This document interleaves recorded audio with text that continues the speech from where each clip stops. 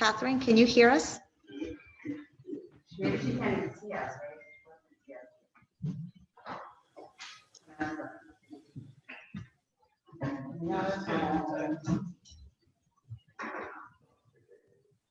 Can't hear us. We could mime our way into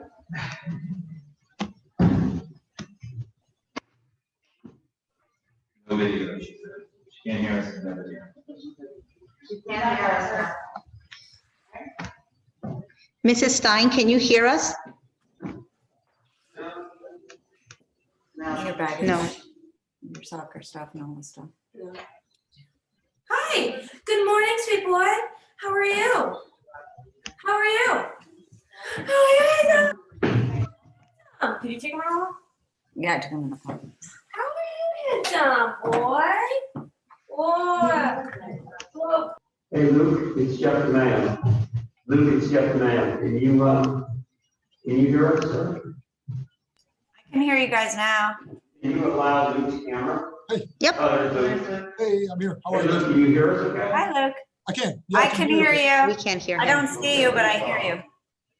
Hey, Luke, not for me if you can hear. Yes or no? I can. You're a little echoey. You can hear us too. I can hear us, but we can hear you. You're muffled. Yeah, I can hear you, but there's definitely an echo. I think it's, just the size of the room. I'm sure Gary.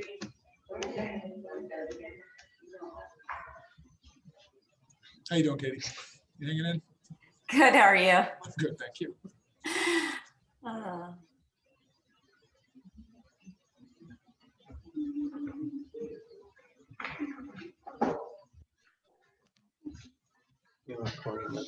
Linda's already in, and I'm letting Corey in right now, and they're already co-hosts. Yes.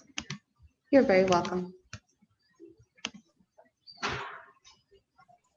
How are you, Linda? Hi, Corey. Hi, Corey. How you doing?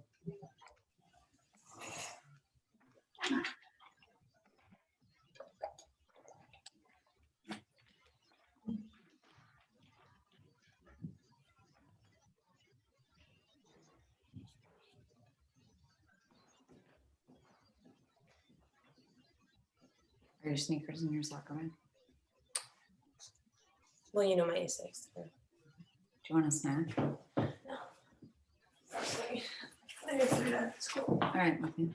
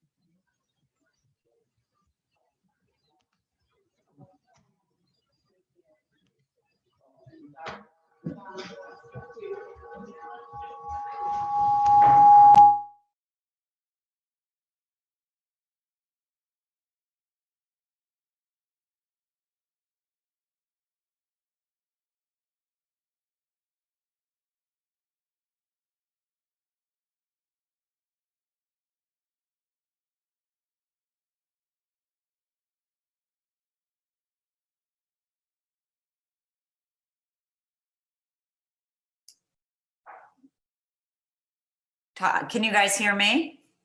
Yeah. Okay. Sound good. I think that Tara wanted me to test it. Deb, can you hear me? We can't hear you.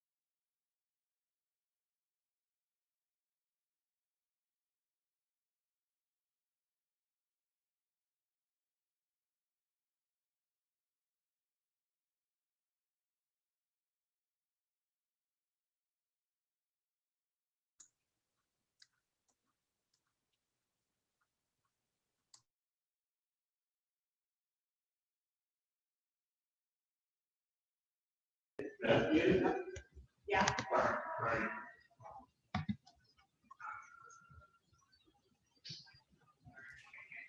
Can you hear us now, guys? Yeah, there's feedback.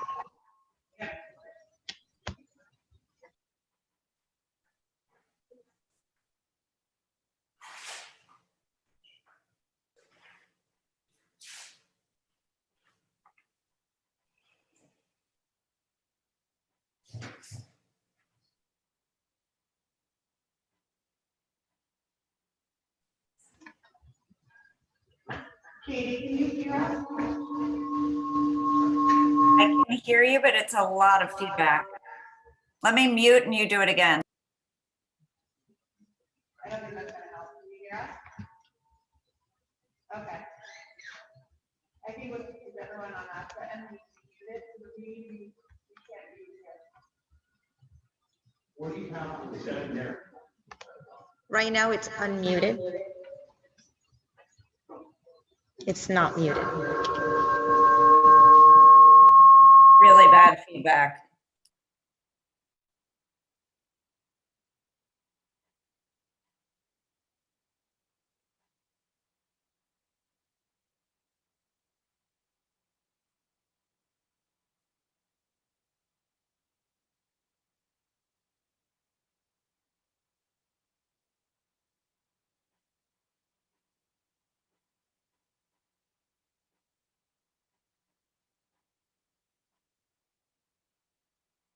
Katie, can you hear me? I can hear you, but it's terrible feedback. It's like an echo that goes on and on and on and on.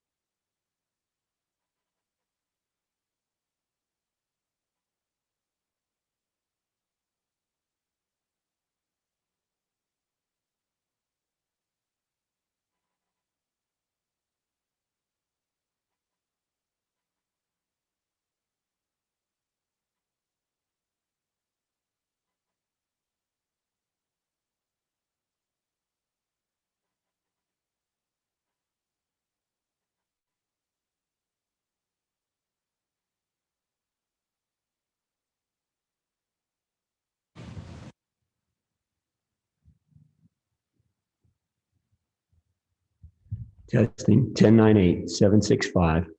So that you're hearing me fine on, but we can't hear you, Katie, but you're hearing me fine. Or can I hear you? Go ahead. That's great. Okay. I just heard you, Jeff. That was perfect. Okay, that sounds good. And Luke, can you count down for me, Luke? Oh, he's on the phone. That's okay. I'm multitasking. It's my job. Okay. Yes. What do you want me to do, Jeff? How can I help? You sound good. Thank you, Luke. I'm good. Okay, you got it, guys. Sorry. Okay.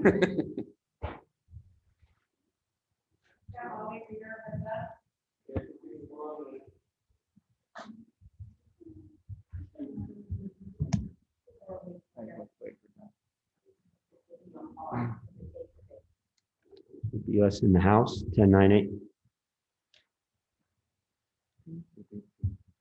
All right, we're getting there.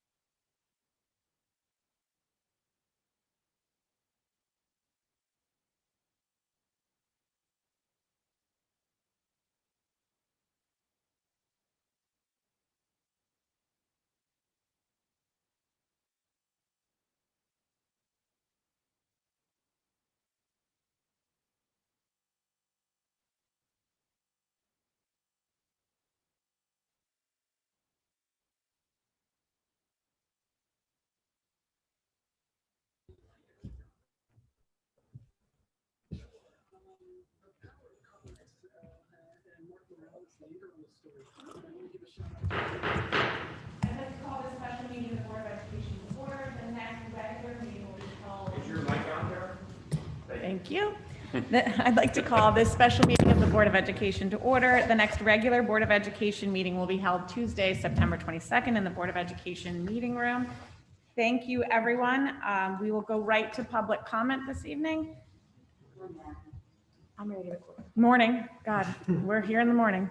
Just remind everybody. Do we have any hands raised for public comment? At this time, would you like me to go through the instructions? Please. If you would like to speak during public comment, please click the participants icon on the bottom of your Zoom screen. Next, click the raised hand option. You will notice a blue hand icon appear in the upper corner of your screen where your face, name, and/or number appears. When it is your turn to speak, the facilitator will identify you and announce that you are unmuted for public comment. Once recognized and unmuted, please state your name and address. You will have up to 3 minutes to comment.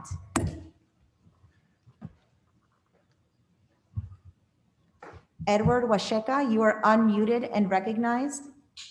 Thanks. I'm going to address football again. I realize other parents may have more educational oriented issues. Okay. As you all may be aware, the Hvac made its decision yesterday to cancel the 2020-2021 football season.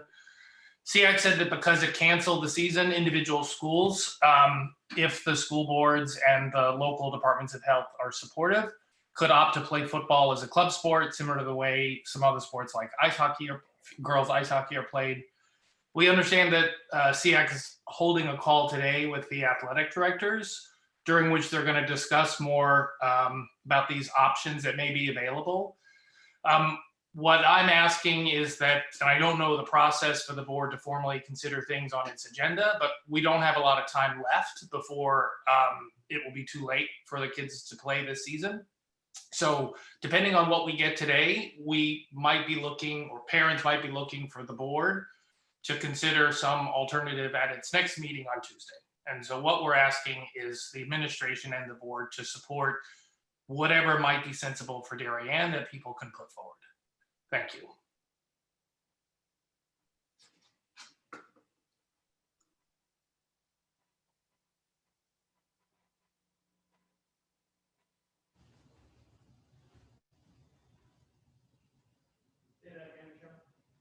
Teresa Vogt, you are unmuted and recognized. My name is Teresa Vogt. I'm at 22 Circle Road, and my son is a junior at the high school. I would just like to take this opportunity to thank our administration and our teachers for what I do consider a successful opening. No plan put forward was ever going to be perfect. We need to recognize that and have patience in this new environment. While we all know what is best for our own child, it is the administration and our teachers who we trust to do what is best for all 4,500 learners in our schools. We need to also recognize that when coming up with a reopening plan, it was with the understanding that any decision would impact not only our students, but also our community at large. So while the metrics may say a full reopening was warranted, I would argue that a soft opening was the smarter and safer decision for the community. The education of our children is not confined to the classroom. Let's set an example by conducting these meetings with a more respectful tone. Board members aggressively interrogating the administration or criticizing our parent organizations helps no one and only hurts our students. Thank you. John Dunn, you are unmuted and recognized.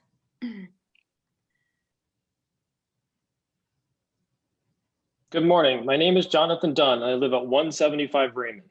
My oldest is a kindergartner at Tokenique. I grew up in town and all of my K-12 education was in the Darien Public Schools.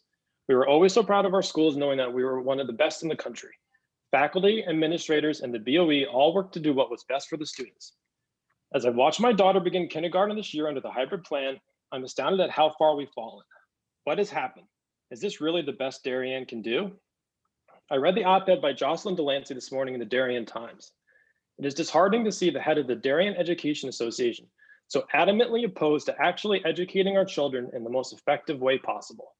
She gives no timeline when students could return to school full-time, and by her own standards, it will most likely be months, if not years, before students would be able to return to school 5 days per week.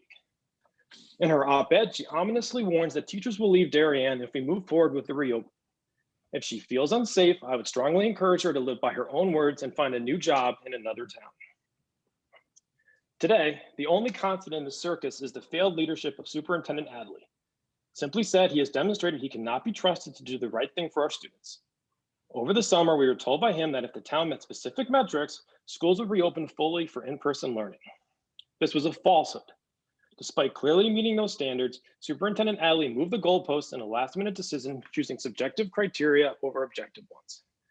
It is difficult to have faith in a senior town official to make the undeniably right choices when his decisions appear based more on whim and personal convictions than science. A month later, we get to have a cohesive, fact-based explanation from the superintendent on his August switcheroo. Given the superintendent's past performance, I am less than confident the schools will actually move forward with the transition to a full in-person learning at the end of the month. I pray that he will choose the objective over the subjective, prove us concerned parents wrong, and make the right decision. Amidst all of this, we must also ask why the elected members of the Board of Education abdicated their role in developing, implementing, and monitoring the district's reopening policies. Why is the Board of Ed chosen to hide behind the virtual format when a venue like the DHS Stadium with large open spaces for social distancing and a PA system could allow for actual public engagement? Is this the best our elected officials can do? There are a few shining stars amidst this darkness that should be highlighted. Tokenique Principal Mary Michelson is one. Her communication and responsiveness has been absolutely stellar. Given the severe limitations of the hybrid system, my daughter's kindergarten teacher, Mrs. Lanzadell, has done a noteworthy job in welcoming her new kindergartners. Darien students missed enough school during the last academic year. Delaying the full return to school by a month at the very Mr. least Dunn, you are approaching time. has only put our children further behind. We must change course, follow the superintendent's own past stated guidelines, and move to a full in-person reopening on the 29th without hesitation. I, along with many other frustrated parents in town, know Darien can do better. Thank you. Thank you, Mr. Dunn. Is there another speaker, please? Julie Best, you are unmuted and recognized. Good morning. I'm Julie Best, 38 Red Rose Circle. I'm a CDSP co-chair. CDSP has received a lot of feedback and questions from parents over the last 2 weeks. We're hearing from people who believe the kids should be learning in person 5 days a week. We're hearing from parents who feel most comfortable with the hybrid reopening. And we're hearing from parents of children who are presently full-time remote, just to name a few. But at the heart of it, almost every one of them is saying the same thing. They all want their children to get the best education and have the best experience they possibly can as we navigate this very difficult situation. We think it's important to stay focused on that for a moment, where we all agree. Today's agenda looks very responsive to the comments that were made last week, and we look forward to the discussion. Additionally, there are a few other topics we'd like to see addressed. How the district's remote learning plan measures up to the standards laid out by the state, specifically in Addendum 12, which was issued last week. Ideas and plans for improving communication between district and parents and school and home. Would you consider scheduling virtual town hall meetings to allow for more Q&A opportunities, perhaps at the building level and or by topic? And a clear understanding of what to expect when a student or staff member tests positive for COVID. People are still uncertain about what will happen in the Darien schools, especially as we learn of school closures in our area following the discovery of only one positive case. This morning would have been our first CDSP meeting of the school year, which has been rescheduled to Tuesday to accommodate this meeting. We've asked each PTO to collect feedback from their school communities to share with us in advance of next week's meeting. We hope this constructive feedback will help inform planning and troubleshooting should we end up returning to hybrid or moving to full remote learning at some point this year. We look forward to sharing that information with you in the near future. Thank you for the opportunity to speak this morning, and thank you, as always, for your tireless work on behalf of our children. Thank you, Mrs. Best. Our next speaker. Stacy Tai, you are unmuted and recognized. Good morning. My name is Stacy TA. I live at 10 Clocks Lane. The board has already received my public comment in writing, so I won't read it, but I want to highlight a couple things. My comment is to help the board have a constructive and collaborative conversation. My message is about communication and managing parents' expectations. But I hope you also noticed that my feedback showed how different parents want different things. I think it's important to highlight that this is not a one-size-fits-all scenario. I also hope you noticed that I mentioned some positive qualities our kids are learning from remote learning. Those qualities are skills that will help children become successful, independent adults. Finally, I have to say, in my household, we have been very happy with how things are going. And I'm so impressed with my children's teachers and staff. The workload has been just right. The adult support required is age appropriate, and it gets better every day. My kids are happy and healthy. Thank you. Thank you, Mrs. TA. Our next speaker. Carolina Magui, you are unmuted and recognized. I'm going to move to the next one. Yeah. We lost. Oh. I just unmuted myself because I wasn't unmuted. Hi, my name is Carolina Magoe and I'm in 28 Kensett. I'm speaking today with much sadness in my heart after having read last night's letter from Jocelyn and the DEA. When our teachers have to write this letter because they feel hung out to dry, we have a big problem. Everyone, not just the administration and the Board of Education members, must read it and digest it. What I know from this is that there is no perfect solution to this mess that is living during a pandemic, which we are, that will make everyone happy. There is none. I know there is a contingent of parents and taxpayers that don't have kids in the school that are very loud and critical of everything being done.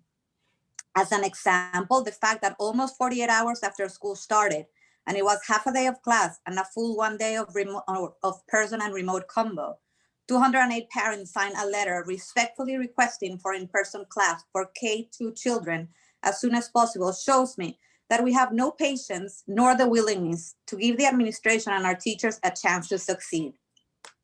Yes, hybrid is not the best solution for our youngest students. We all know that, but we are living during a pandemic, like it or not.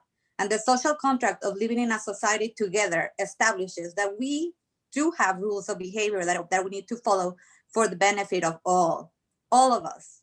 And if our experts, which we hired, decided that the best option to have a successful reopening was to start hybrid, then so be it. Let's all work together and not against each other. Let's support and not tear down. Let's build on what we have and make it better. Let's work on reopening the schools as safely as possible so our kids and teachers can have a successful school year. Let's follow the rule. Let's wear masks. Let's social distance. Let's make the sacrifices we are being called to make. Let's show some grace, empathy, acceptance, and patience, to name a few. We are so much better than this. I want to apologize and to thank each and every teacher, administrator, janitor, bus driver, cook, SRO, employee, etc., for willing to take a risk that might be bigger than they ever thought they would in order to deliver instruction to our children, who they are not really related to. They do this because they love doing this, because they care. So I also hope that the tone of the conversation today is a respectful and supportive one, where we do show that we are our best selves. And as my friend Oprah says, who's not really my friend, the miracle for all of us is that we do get to keep moving forward. We are resilient. We are adapting because that is what we humans do. Let's really adapt in a constructive way. Thank you for your time and service. I'm forever grateful for you. Thank you, Mrs. McGoey. Our next speaker, please. Alicia Melberg, you are unmuted and recognized. Hi, my name is Alicia Melberg. I live at 24 Christie Hill Road. I have two daughters, ages 6 and 4. My husband and I have recently had meetings with several members of the homeschool team and have nothing but positive feedback to extend. We appreciate the work of those in our school. However, this isn't enough. I'm speaking today on behalf of my 6-year-old and parents who are hesitant to question the board and administration's recent decisions, activities, and communications. I also speak as a parent who is concerned with our child's education and mental well-being. We have heard multiple times from the educators that our young K-2 kids benefit from in-person learning, that now is the time to shape their educational habits. My husband and I watched firsthand our child struggle in remote learning this past spring. We had days filled with anxiety and tears after Google Meet. We watched our child socially withdraw. Our hearts broke. In May, our child could no longer be in a separate room from us. This summer, we watched the same child flourish at the YMCA, proving to us that kids need to be around kids. Has the board and administration considered the mental impacts of our young? How can they support a hybrid model for these young learners? How are these kids not in school 5 days a week, especially with Darien's current COVID cases? How are the social and mental impacts of the reopening plan being considered? My story illustrates that our child's mental and social abilities regress this spring. I'm afraid if we continue at this rate, this will occur again. We no longer have summer camps to promote our daughter's social growth. It's time for our schools to provide this. We fully support a 5-day school week for our children, especially our youngest learners. In August, we saw parents vocalize their concerns, and we quietly supported them. I speculate there are numerous others who have done the same. This isn't good enough for our kids. Our kids need a voice. Like many, I worry that my child has lost weeks of bonding with their peers and teachers, weeks of building a solid start to her first grade year. This added to the months she lost last year. How can this be validated? My tone is not out of hostility. It is out of concern and wanting to better the education of Darien's children. We have heard multiple times that the board and administration are operating under unprecedented times. It is also unprecedented times for parents and children. It is these times that make it even more important to reach out and listen to the parents and understand their concerns and feedback. My husband and I would personally invite any board member to hear our feedback on the remote platform and our past experience this spring.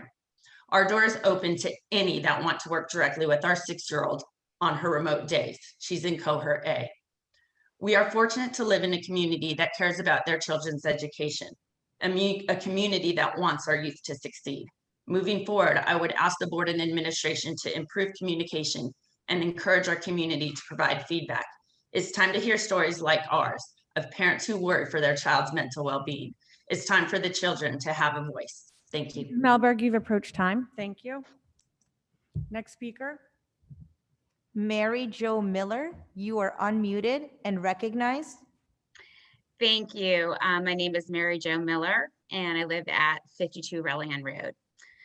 I'll try to be brief, but first and most importantly, I'd like to thank the teachers of Darien, the administration and staff for their hard work in facilitating the current hybrid model, managing in-person students with remote learners and full-time remote learners.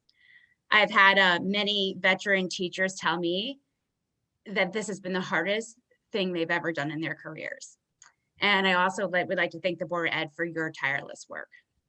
I'm a mom of a kindergartner and a special education student in DLC at Henley. And I'm grateful that our neediest kids are back in school 4 days a week. It was absolutely essential that those children in particular, they were experiencing major setbacks that may take years to recoup. And as you heard a lot last week, virtual learning has been very difficult for my kindergartner. We have yet to successfully join a Zoom meeting, and I can't seem to navigate her assignments, although I'm admittedly not very tech savvy.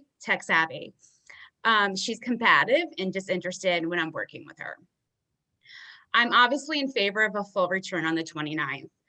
I think the numbers support a return at this point, but after a lot of consideration, I do understand the district's slow and steady approach this September.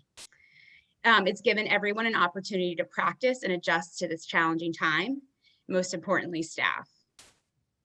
And I also understand that regardless of current COVID cases, there are those that are concerned, if not full out terrified, of a full return and what the effects of that may look like. I think it's important to get our kids back full time, especially for K through 2, since every educator will tell you that virtual learning is inappropriate for this population. They need a play-based, hands-on, interactive education. I hope we continue to look at this population separately and specifically as future events unfold. For today, I hope this meeting will help me and other attendees understand our reopening plan, the safety measures in place as the entire population returns to schools, and how COVID cases in the schools will be handled. While I know this has all been discussed and laid out previously, it would be helpful to hear the details again so that our community feels assured that everything possible is being done to educate our kids in the best and safest way possible. Thank you very much. Thank you, Mrs. Miller. Our next speaker. Yassim Sukrani, you are unmuted and recognized. Good morning. My name is Yesem Sukrani. I live on 76 Middlesex Road. I have a 5th grader and a kindergartner at home school. First of all, I would like to thank all the teachers and the staff for the work they have been doing. The expectations from them have increased almost threefold, and they are trying their best to meet to those expectations. And I can see how hard they are working. I see emails coming from them in the middle of the night at 10 p.m. That means they gave up their family time to do the work for our children. So I would like to thank to all of them. I would like to place 2 questions to the Board of Education members. The first one is that given the current circumstances that there is always possibility, we assume that the hybrid may continue. So currently there are no live streaming classes in the elementary school levels. We would like to know whether there will be technology placed in the elementary schools to potentially do live streaming classes. I know how my kindergartner is struggling currently. I agree with Mary Jo Miller's comments. It is extremely hard for a kindergartner to continue with the remote learning.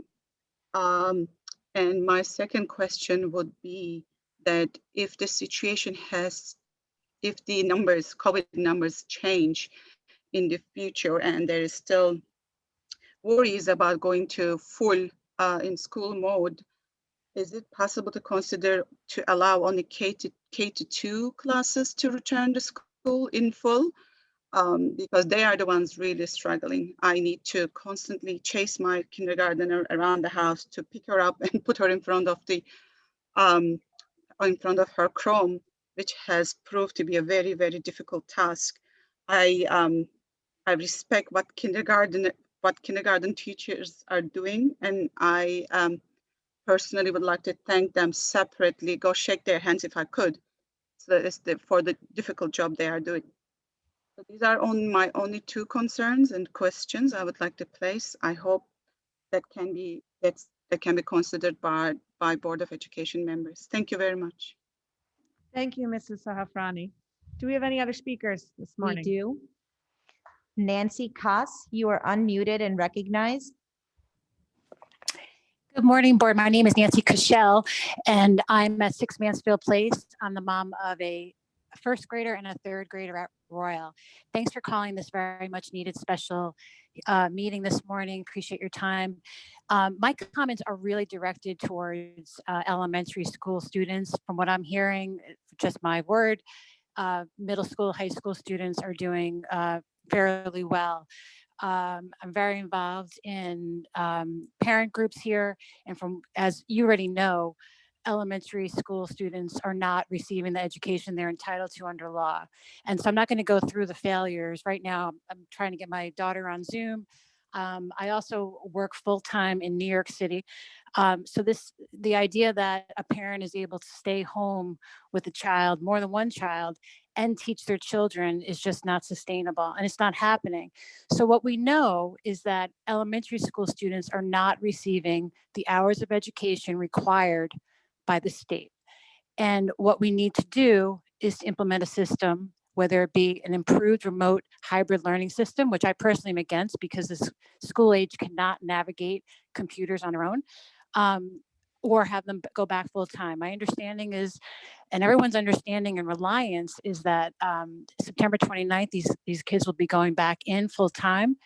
I implore the board's job is not to just rubber stamp Dr. Adley's great intentions and hard work and his policy. The board's responsibilities are also to cooperate, analyze, investigate, look at the law itself to determine what it needs to do to make sure these kids have 177 days of school learning, 900 hours a year, and that's COVID learning requirements.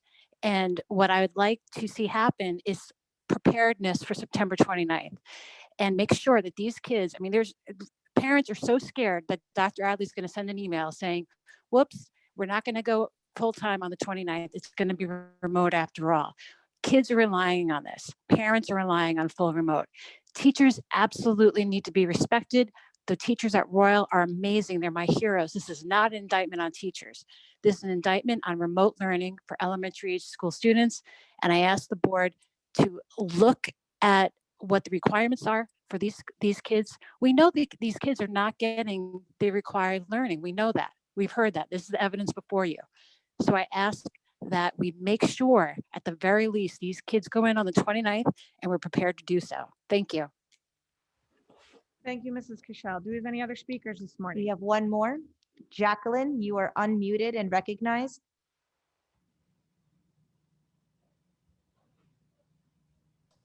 Hi, my name is Jacqueline Tyler. I live at 17 Brookside Drive. I have a fourth grader at Hindley and a freshman and a junior at the high school. I just wanted to express my concern. I understand that this was a special meeting that was called, but the fact that it was called at 8:30 in the morning on a day that many are trying to get their kids to school, as well as the fact that many of us have two working parents in a home, such as myself. I've sat here now until 9:04. I am now late for work on my one and only day out of the week that all three of my children are in school on the same day. It has been a very large challenge in our household to navigate the three children being on different schedules, as well as remote learning. I understand everybody is attempting to do their best. I appreciate that. But at the same time, as others have said, we are all trying to do our best. There's many times that I'm on a Zoom meeting with my clients or with government officials, and I'm having to pause and stop and help my children, specifically the fourth grader, either navigate their technology or stop and explain to them how to do multiplication or division. I'm a parent. I did not sign up to be a teacher. I did sign up to be a parent. But at the times that we're in, the unprecedented times, it is a very frustrating matter to try to play parent, architect, and teacher. I understand that many of the teachers are at home doing the same thing. And I'm just asking the board to look at the statistics and the science and the cries of help from all of the parents in the community. Thank you. Thank you, Mrs. Tyler. Do we have any other speakers? We do. Greg Gamblin. Gramblin, you are unmuted and recognized.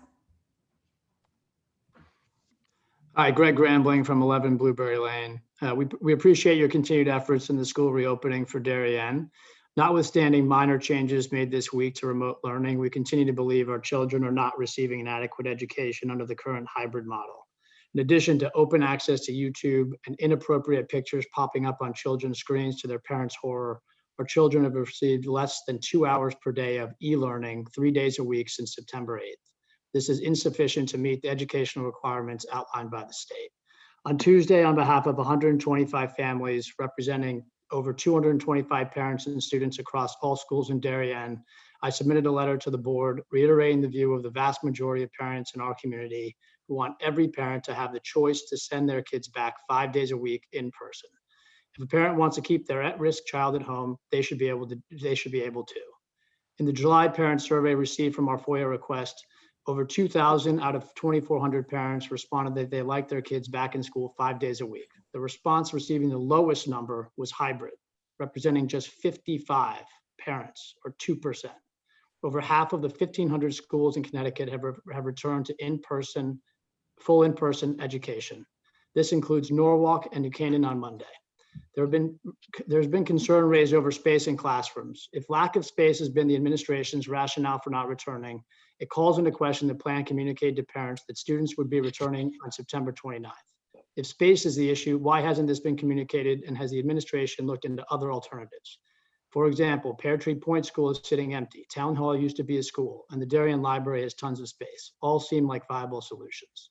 There's a narrative coming from the teachers union that parents in support of educating their kids with the recommendations of state health experts is somehow anti-teacher.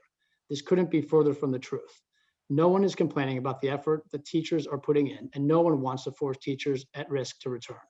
Everyone is frustrated with a hybrid plan that was put in place but never properly developed, under which neither the teachers nor children can succeed.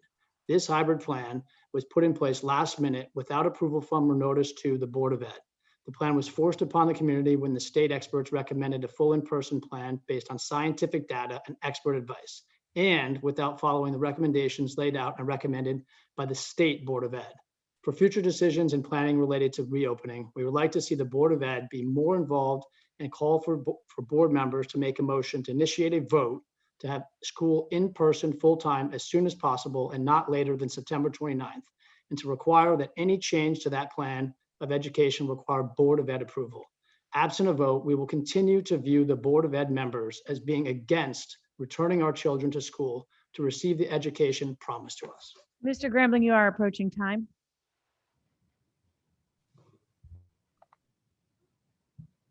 I guess he's done. Any other speakers this morning? Jamie Zionic, you are unmuted and recognized. Thank you. Jamie Zionic, 15 Holmes Court, co-chair of Darien Hvac. Reading directly from Addendum 6, Adapt, Advance, and Achieve. School districts are required to provide FAPE to students with disabilities as set forth in the student's IEP, consistent with public health requirements. Moreover, every school district must ensure that special education and related services are provided to students on the first day of school, regardless of the mode of instruction, with a strong emphasis on providing in-person instruction. I'd like to ask what was behind the decision not to provide those services beginning on the first day of school. My implementation plans showing where my services would be provided were not received until September 10th. And I've heard similar from other parents. So we'd like to know what percentage of students are currently receiving their IEP mandated services, and what percentage are in person instead of remote. Additionally, I have a question on the 900 hours. Is a benefit in delivering these services in person if we are actually in person in school. And reading from the amended resolution from the Connecticut State Board of Education, it seems that the waiver of 900 hours is only for unavoidable emergency and not supposed to be a proactive measure. So if the board could provide some more information on that, that would be appreciated. Thank you. Thank you. It looks like we have some more raised hands. Mary Connell Lifton, you are unmuted and recognized. Hi, thank you very much. I just wanted to add a very short statement. I think the other speakers have covered the concerns that we have. The Lifton family at 180 Middlesex, 2 children at Royal. I think the concerns that have been clearly articulated about what's required under law, the concern about the mental health of our children has been articulated by the American Academy of Pediatrics, the concern about the mental health of our children that this remote learning situation provides. And I think the main thing that I want to emphasize is that at the elementary level, that this remote learning is just not working. And to the extent that numbers would go up and we would find ourselves in the middle of the winter where truly the science is behind us needing to be remote, I think that there needs to be a serious look at the technology and at a minimum the live teaching, which I understand is going on at the high school, because this elementary, these slides and 1,000 passwords and websites, it is just not working. And so the people who have talked about tears and anxiety, I just want to reiterate that is happening certainly in our house, and I'm sure it's not the only one. This is not working. We are strong advocates of being in person 5 days a week to the extent that the metrics that were laid out by the district, by the state are being met. We see no reason that our children should not be in school 5 days a week. And certainly the administration preparing for the eventuality that those metrics would fall off and we'd have to be remote to do a better job of providing live teaching, certainly at the elementary level, because right now it is a failure. Thank you, Mrs. Lift. Okay, thank you. We will move on to the status report on the reopening of schools. Dr. Adley. Hello, I'm sorry, can you hear me? Miss Karen Cummins. Hi, yes, thank you. I'm sorry, I don't have the hand raising functionality on my Zoom. May I quickly make a public comment? Yes, Mrs. Cummings, please. Thank you. Hi, Karen Cummins. I have 2 kids in Middlesex Middle School. First, I just want to thank the administration, the teachers, everybody involved, the parents. This has been a Herculean task and effort, I know. And it's true that no one size fits all. I'm certainly hearing loud and clear that the elementary school parents are indeed struggling. I desperately want my kids in school because I also am extremely worried, based on our experience this spring, about their mental health. However, I think there needs to be a lot more transparency about the protocols that will be happening if the schools do open full-time 5 days a week. The initial document that went out, and I read the whole thing, really didn't distinguish clearly, in my view, what's going to change from the hybrid model to the 5-day in-school model. I believe desks will be 3 feet apart instead of 6 feet apart, but it's really unclear to me what's happening in the lunchrooms, what's happening on the buses. Will the desks actually be 3 feet apart if you have 25 students in a classroom? I've been dropping my kids off and picking them up, and there's a lot of kids gathering in front of the school with very little social distancing. So I think the district needs to be much more communicative and clear about how these protocols are going to be changed based on doubling the population of kids in the school. I think there need to be more, inclusive Zoom meetings next week. And I think an updated document should be distributed to everybody explaining the full-time protocols and how those are changing. Thank you very much. Appreciate the time. Thank you, Mrs. Cummings. Do we have any other hands raised before we move on? Not at this time. Okay, so we are moving on from public comment at this point. We will go to status reopening of. Sorry. There is a Miss Juliet Drew. It seems Yes, that hi. people are having difficulty. I can't. Miss Drew. Hi, my name is Elizabeth Drew. Are you there? Yes, we're here. Great. I live at 14 Du Bois Street. I have a kindergartner and second grader at Hindley. First, I just want to say bravo to the teachers and the administration to their efforts. We all want what is best for our kids.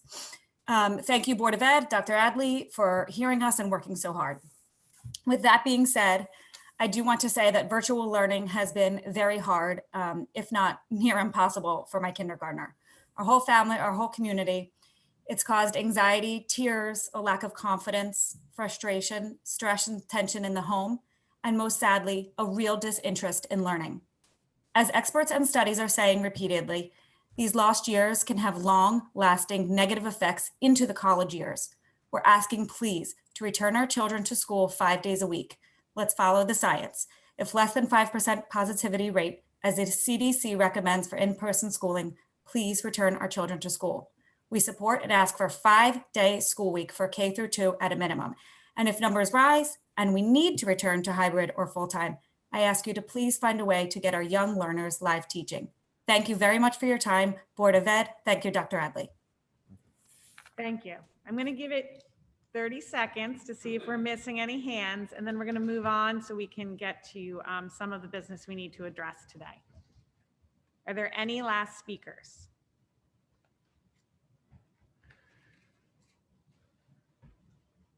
Seeing none, we will now move on and public comment is closed. Dr. Adley, a status report on the reopening of schools.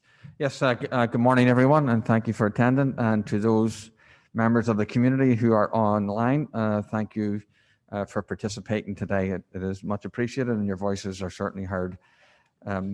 This morning, I did not request all my principals to be here. I requested just one from the elementary school. They're running buildings, as you might expect.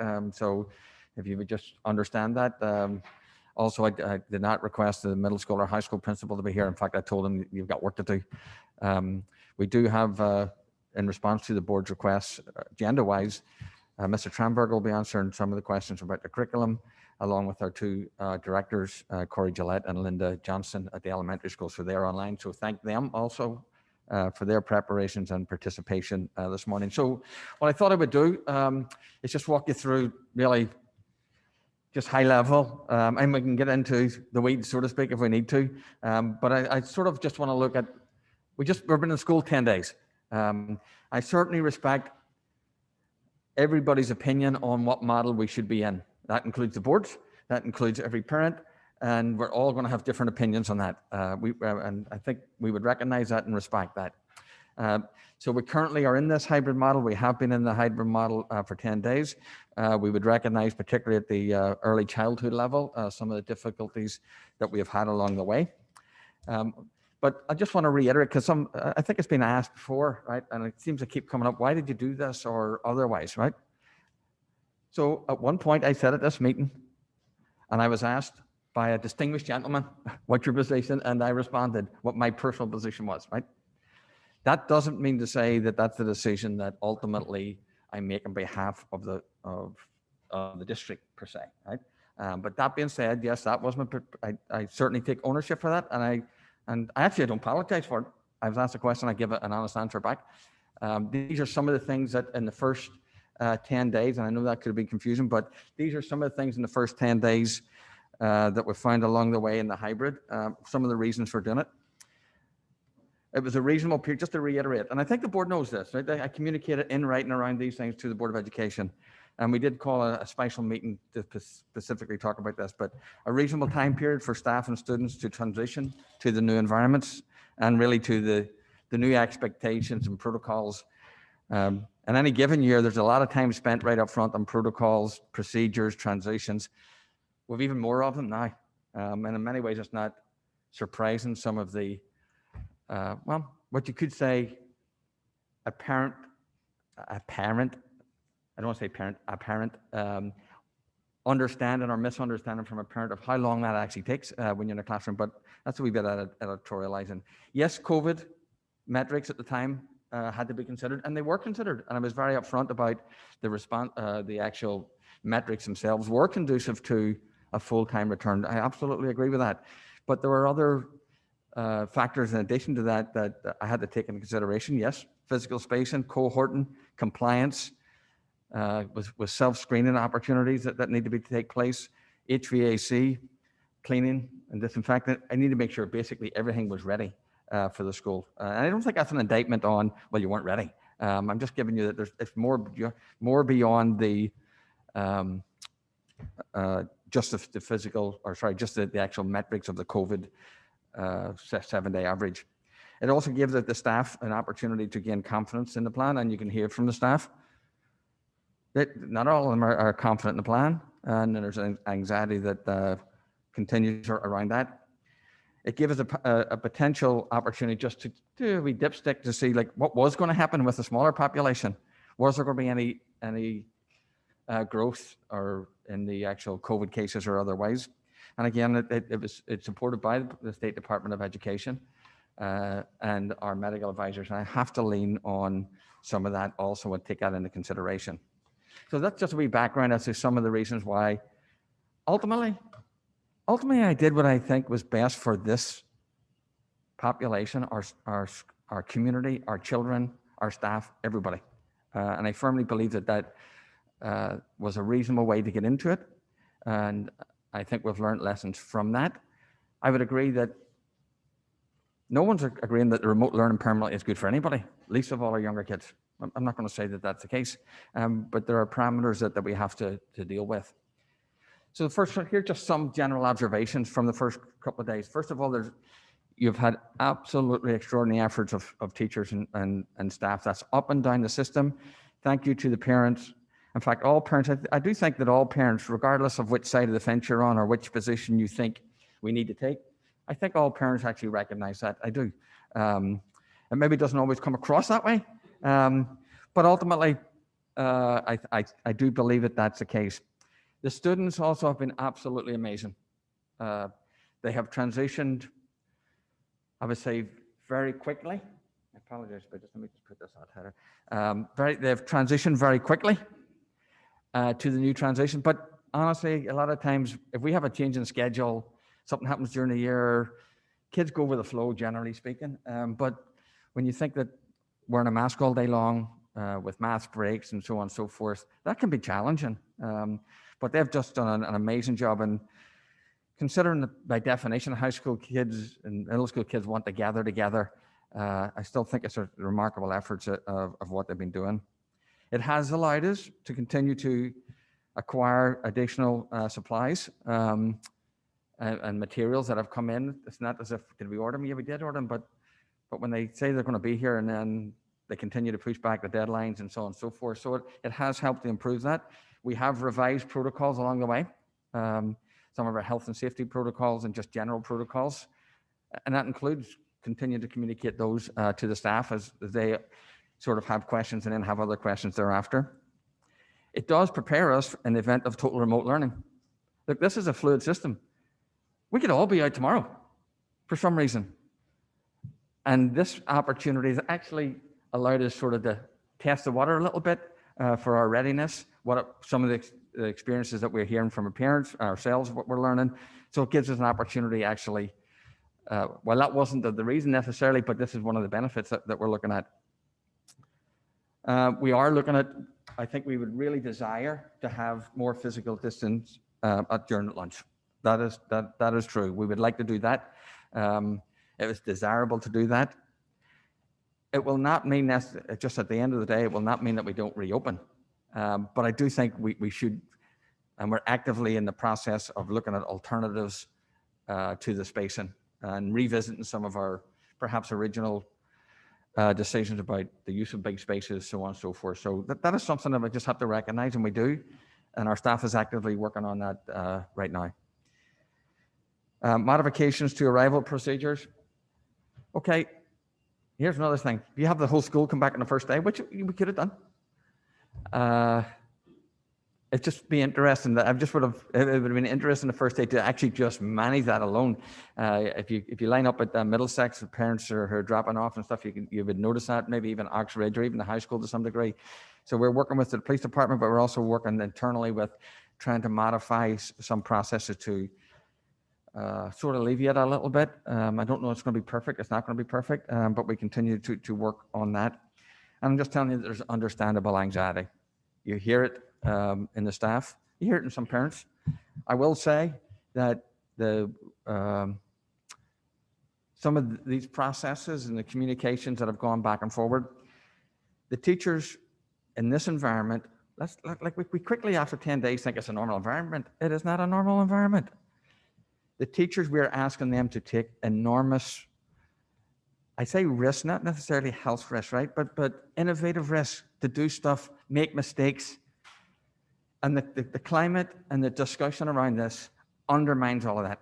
I'm just telling you, as a culture, nowhere in here does it talk about culture. You talk about any organization in the world, and it'll talk about culture, right? And the State Department of Education doesn't talk about culture or otherwise. But the very risks that we want them to take and make mistakes, the message they get, whether it's right or wrong, there's nothing we can do is right. We're going to make the mistakes. We're going to get hammered for the mistakes. And that's just, I just find that very, very unfortunate. That doesn't mean to say the board can't do governance issues or otherwise, but I'm just, if you don't think that that's what's happening right now, I'm just telling you it is what's happening right now. And it's contributing to a lot of, just a lot of anxiety and actually getting the work done. So I just want to be frank with you in that capacity. The reopening of school metrics, we monitor this every week. They're published every week. We have our latest from Darien is for the 22,000 that we have population. We have one new COVID case as recorded in the last 7 days. I mean, that means that we would have to increase the current rate by about 15%, right? By 15 times, or go up to 14 cases a week in order to go into the hybrid, and the fully remote would be about 36, 38. So clearly, the metrics suggest that you could go back into a school mode. The metrics also are done by county, and they also reflect the same. So I just want to share a couple of wee things in terms of just some things we've learned, again, in the perspective of since the last time we talked about the reopening, the whole 10 days of schools. We have 255 remote learners. That was the first attendance that we submitted to the State Department of Education. I think that's actually down now to 240 something. So there's more children actually are returning to school. We created automatic Zoom links, logins for K-5 students. I think we've had a smoother start for the younger students the past 2 weeks, but I also would say to the parents, they have been very instrumental in making that happen too. And we've heard some of this morning about the assistance that they need along the way. But I want to commend our technology staff for getting those processes up and running. We did deploy more than 2,000 Chromebooks, provided support for staff in each school the last 2 weeks. So since the last time we were here, the department has been redeployed, reutilized. That has been very helpful and I think much appreciated by our staff members. Cameras have been installed, new filtering systems. We did hear an example of, there was one incident that I was aware of an image, and we addressed, well, in response to that, we addressed the filtering system. We've increased our bandwidth. There's been ongoing the last 2 weeks of training in software platforms for our staff members.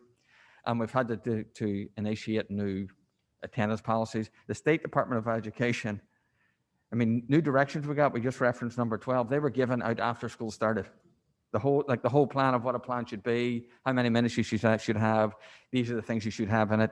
School already started, right? So we continue to get directions and guidance that we have to sort of adapt to and modify. So that's what we're doing.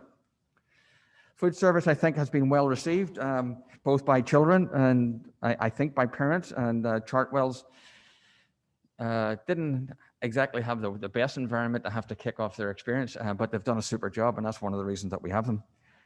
The number of students seem to be increasing who are taking lunch, and just by walking through the schools and asking students, it's interesting that it seems to be well received to what they have. Again, under food, I would say that I'm just reiterating this, that we'd like to expand the physical distance at lunch and try and be creative as possible about that. Staffing, just as a review, we basically had 10 teachers who did not return either through retirement, 1 year of leaves of absence, so on and so forth. We have those covered. We approximately about 3 new vacancies, and some of the coverage there is in the works. For the start of the year, and it's like teacher absence, why are you putting that up? I'm just saying that teachers being in school has really helped us, because the substitutes in this situation is A, very hard to acquire, and B, if you're doing remote learning or something different, it's very hard for that to be an experience that replicates a teacher. It's not going to do that. So again, I appreciate the work of our staff. Health and safety, we have been following up with families who are absent due to illness or travel. So there's been a lot of communication. Thank you to the parents, because the communication back from our parents has been really helpful in terms of being proactive about telling us what's going on. We do have a number of students who are quarantined, and that's not through anyone at the school. There are no students or staff members who are currently COVID positive. So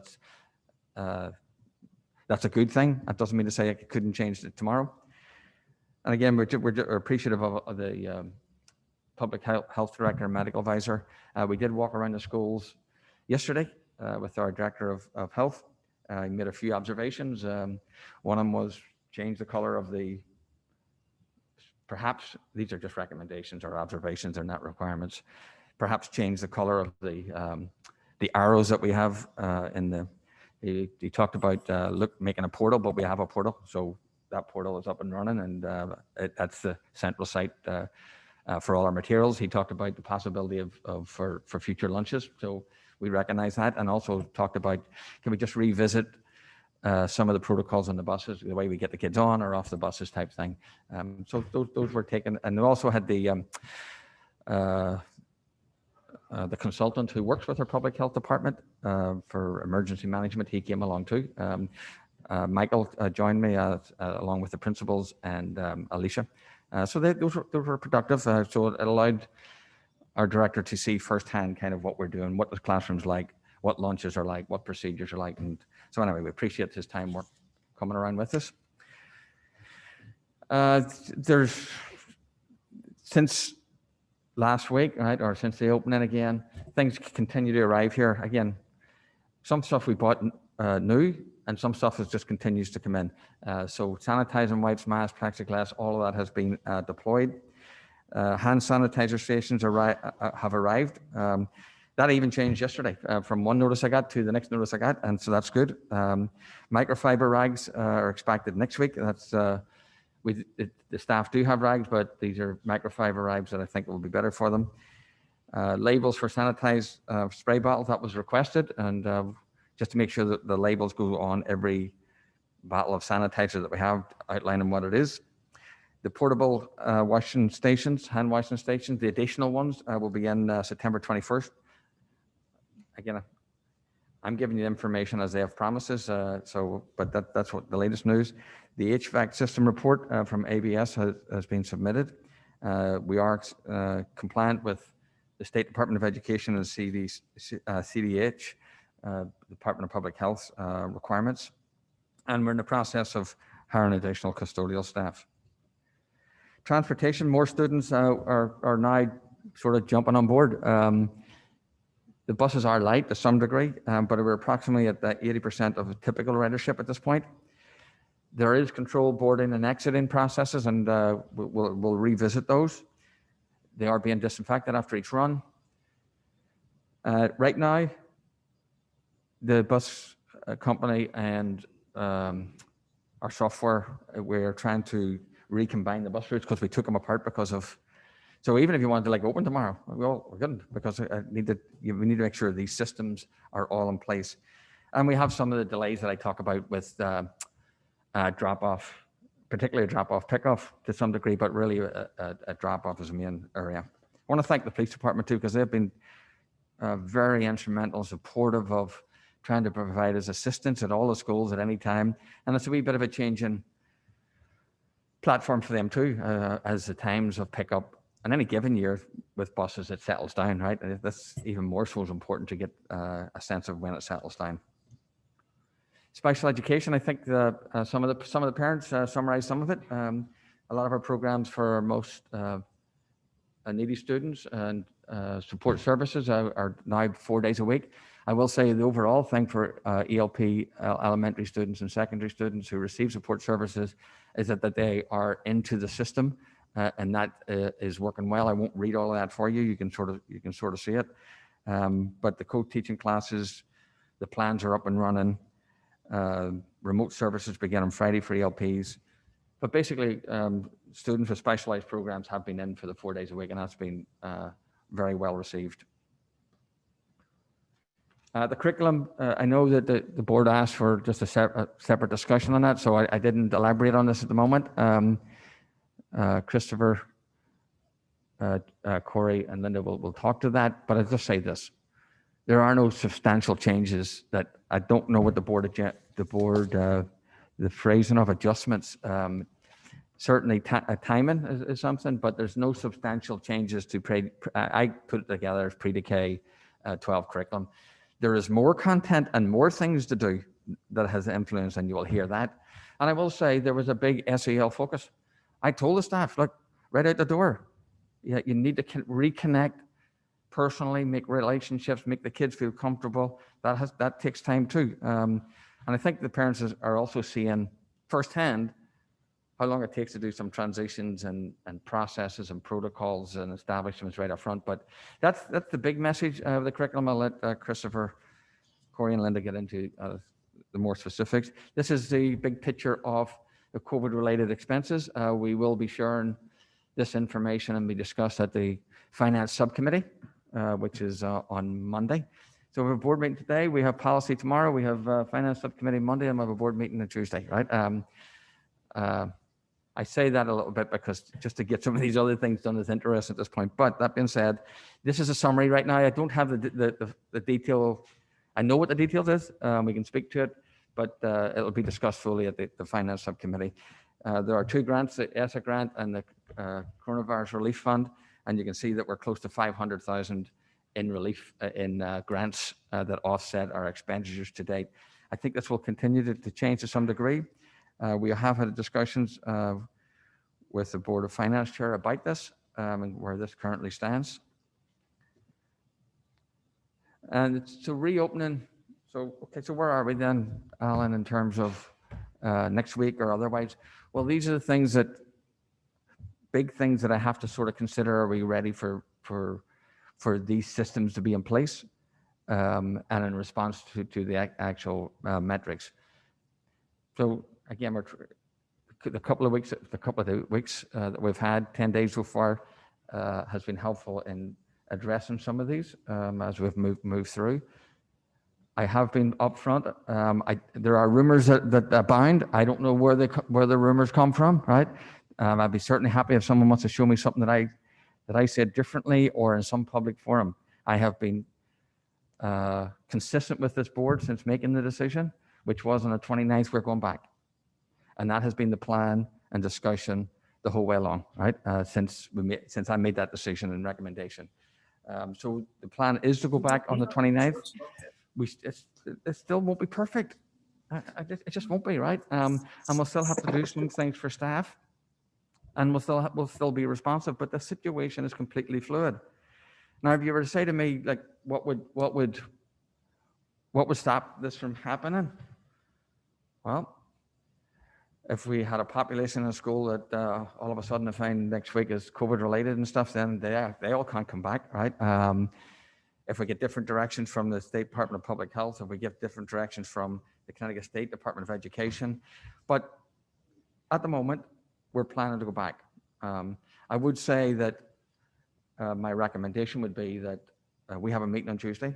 After that meeting, I communicate to the parents there. I can continue to communicate to the parents, but certainly that meeting would be probably the sort of final process along the way of really making that decision and really making that notification, should I say, to the parents, right? In terms of we're definitely coming back. But I have been consistent with that. Again, not everybody agrees with that, whether you're a board member, whether you are a parent, whether you are a staff member. And I respect everybody's positions that they may take. So with that, I'm either happy to answer questions here. Thank you for your presentation. Are there any board questions? I would throw it out first to the board members who requested this meeting. Mrs. McCammon? I have a comment and a question. Alan, firstly, I wanted to thank you. This level of formality is much easier for me as a board member to follow. I appreciate seeing what you have to say. It's hard. I just think, Chris, maybe one day we can talk about it, but I don't hear all the words that are said. So it's much easier for me to see it organized up here and to follow. So thank you for that, first of all. Although probably there are a lot of people in this room who could deconstruct that for me. Secondly, I wanted to talk just a moment about your important point about culture and teaching. And, you know, I do, my heart is broken that teachers are feeling as if they are not appreciated, because I think, as you said very accurately, really and truly, I think every parent who is up there advocating, no matter what they're advocating for, does care deeply for the parent, for the teacher population, as do all the board members up here, and as do you all. I mean, certainly they've been taken into account in how we've thought about giving them prep time on Fridays and the 3 days that are put in at the beginning of the school year. And I know there's more conversation to come, and I respect that. But then I take it upon myself to say, what is my role in helping support the overall cultural discussion? Where can I self-reflect? Where have we come to? I think when people speak stridently, they're often feeling stressed and or unheard. So thank you for taking this meeting today so that we could hear more, so that we could talk and maybe answer some of the questions that are out there. Thank you for the level of clarity and formality in what's being presented. And I would ask that, you know, as a board and as administration, if we could think about our role in understanding that this is a culture that asks a lot of questions, that cares deeply, and that if we can come together around that, I think, you know, there's a lot to be learned from this time. We have some lessons learned for sure, some things we have to do better, and maybe some things we have to look at. But I hope that we can respect the fact that all these strident speakers want to be heard. And so thank you for being here today. Mr. Sini. I echo Jill's comments on the presentation. I think this was extremely helpful and well done. So I look forward to the curriculum discussion as well. You know, I think I spent the weekend reviewing the materials that you had all provided. And what I don't think is understood by the public is the myriad of contradictions, the gray areas. And I don't think they even understand that the State Department of Education allowed you for a phase-in period, or a ramp-up period, I think they called it. So, and I don't think that was communicated well from the beginning. And it's our fault for not bringing that out, but it really helped me understand, and the tour, as I said to you, helped me understand why we had a ramp-up period.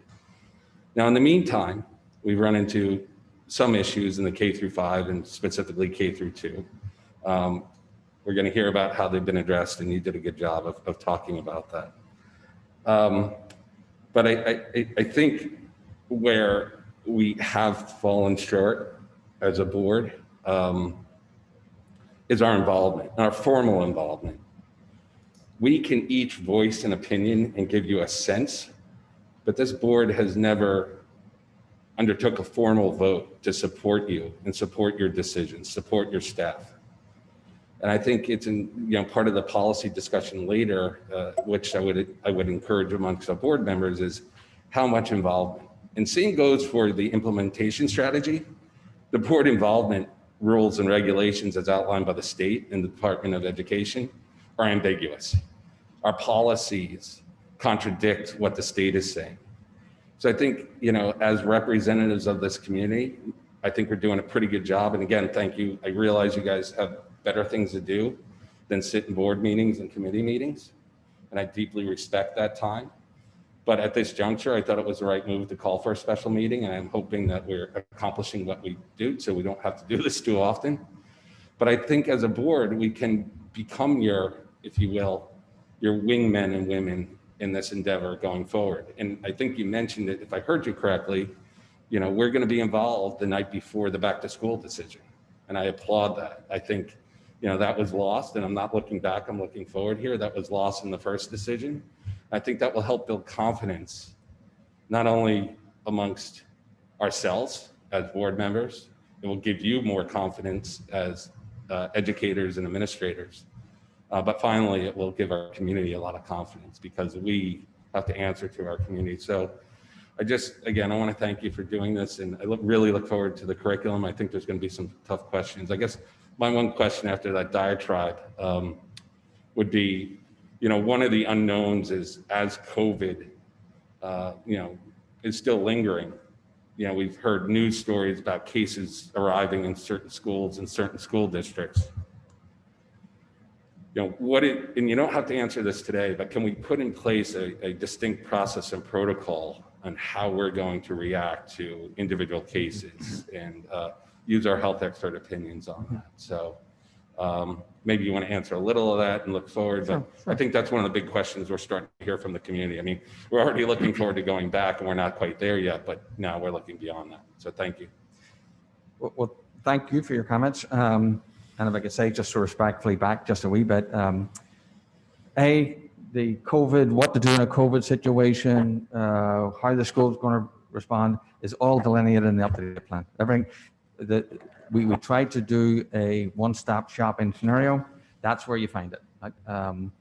And we've continued to update that. And so specific questions around what do you do if a staff member, what do you do if a student, that's all delineated in the actual plan. John, I would agree that I've always agreed the responsibility of the board is governors. But there are times where just if a superintendent has to make a decision and that's delegated to him or her, I wouldn't say you're not doing due diligence. In fact, we call a special meeting around that. There are a lot of the time frames for a lot of these processes were, I think we would all recognize, fast moving. In fact, they changed. And in fact, we didn't even know about some of them. I will also say, Mr. Sini, just respectfully, it doesn't always sound like we're on the same page though, or that the process here is to be helpful to us, right? So I just need to that's just my honest opinion back in some cases. I would applaud the intent. And when that gets picked up wrong by these people sitting around, I don't care about myself, okay? But when that gets picked up around here by my administration and my staff, that becomes then problematic. And I don't think the board gave up its governance rights, and I don't think you validated anything, and nor did I believe that the superintendent validated anything. I would recognize always there's a fine line between just communication about it and being on the same page.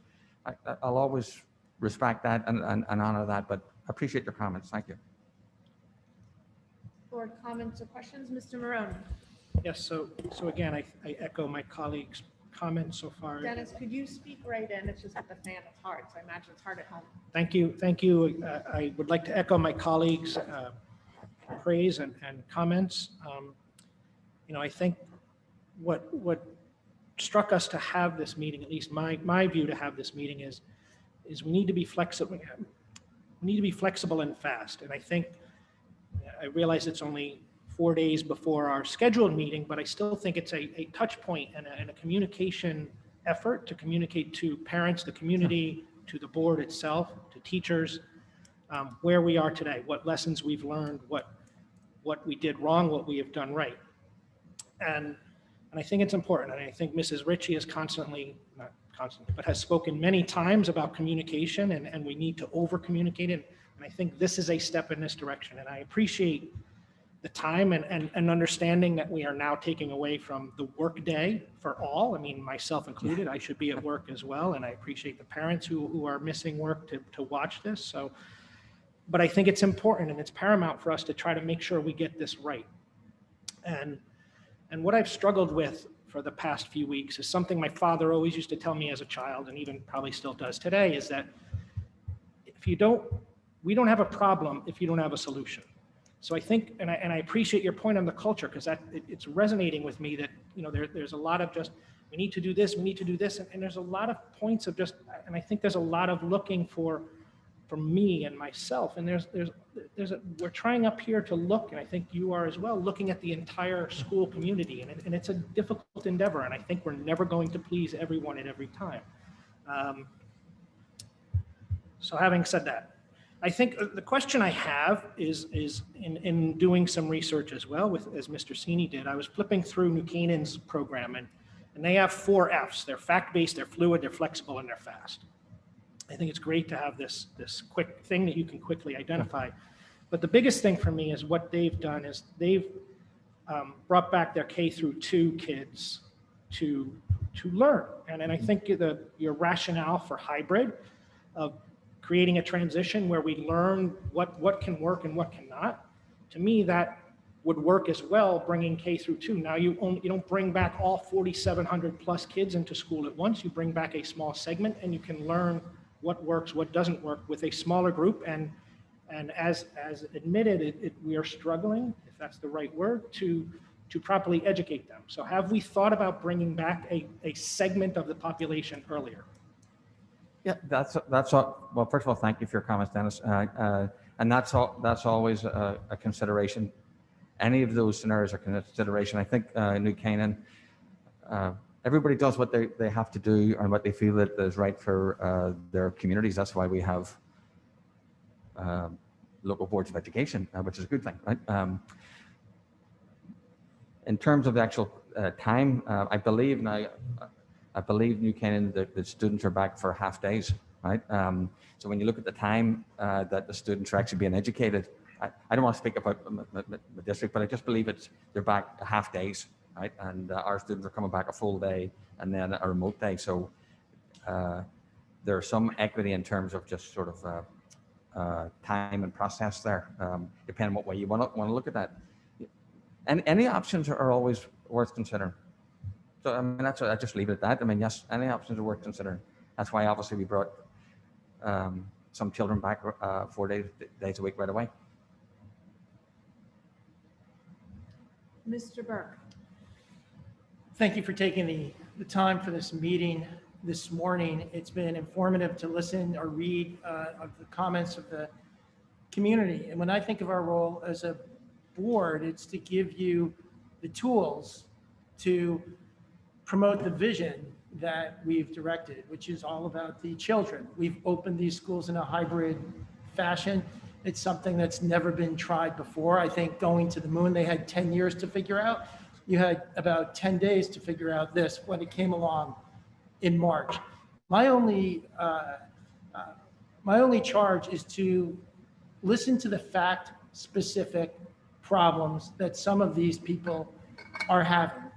I can't pretend to know all of these fact situations or make a judgment on them. That's your job and the job of your very fine administration.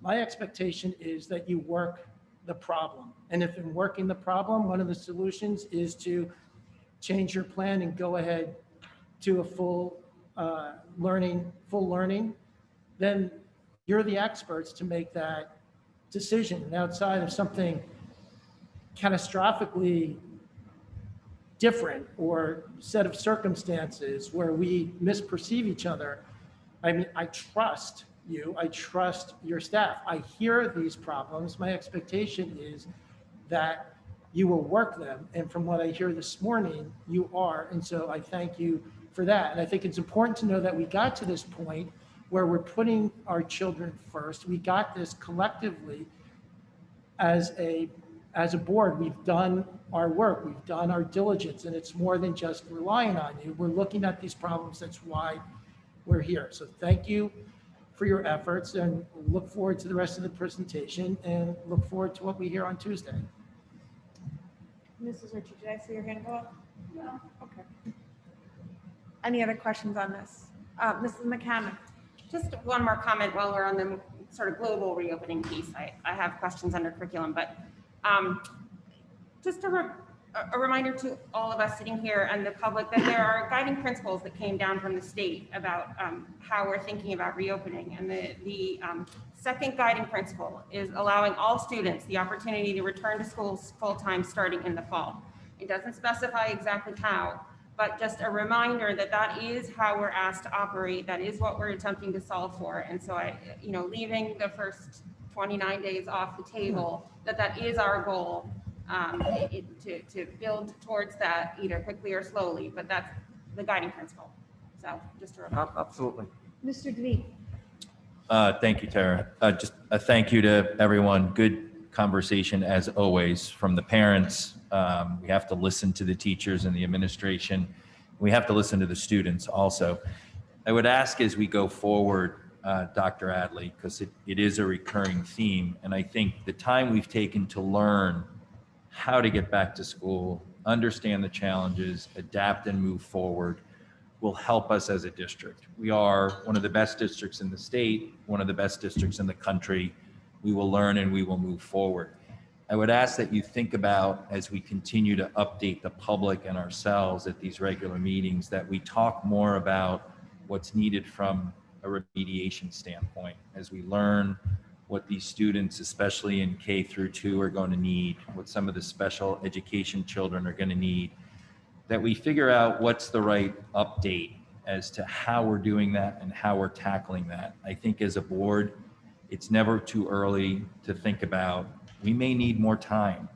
So we have a winter break, we have a spring break, we have a certain amount of days we have to take into consideration to educate these children.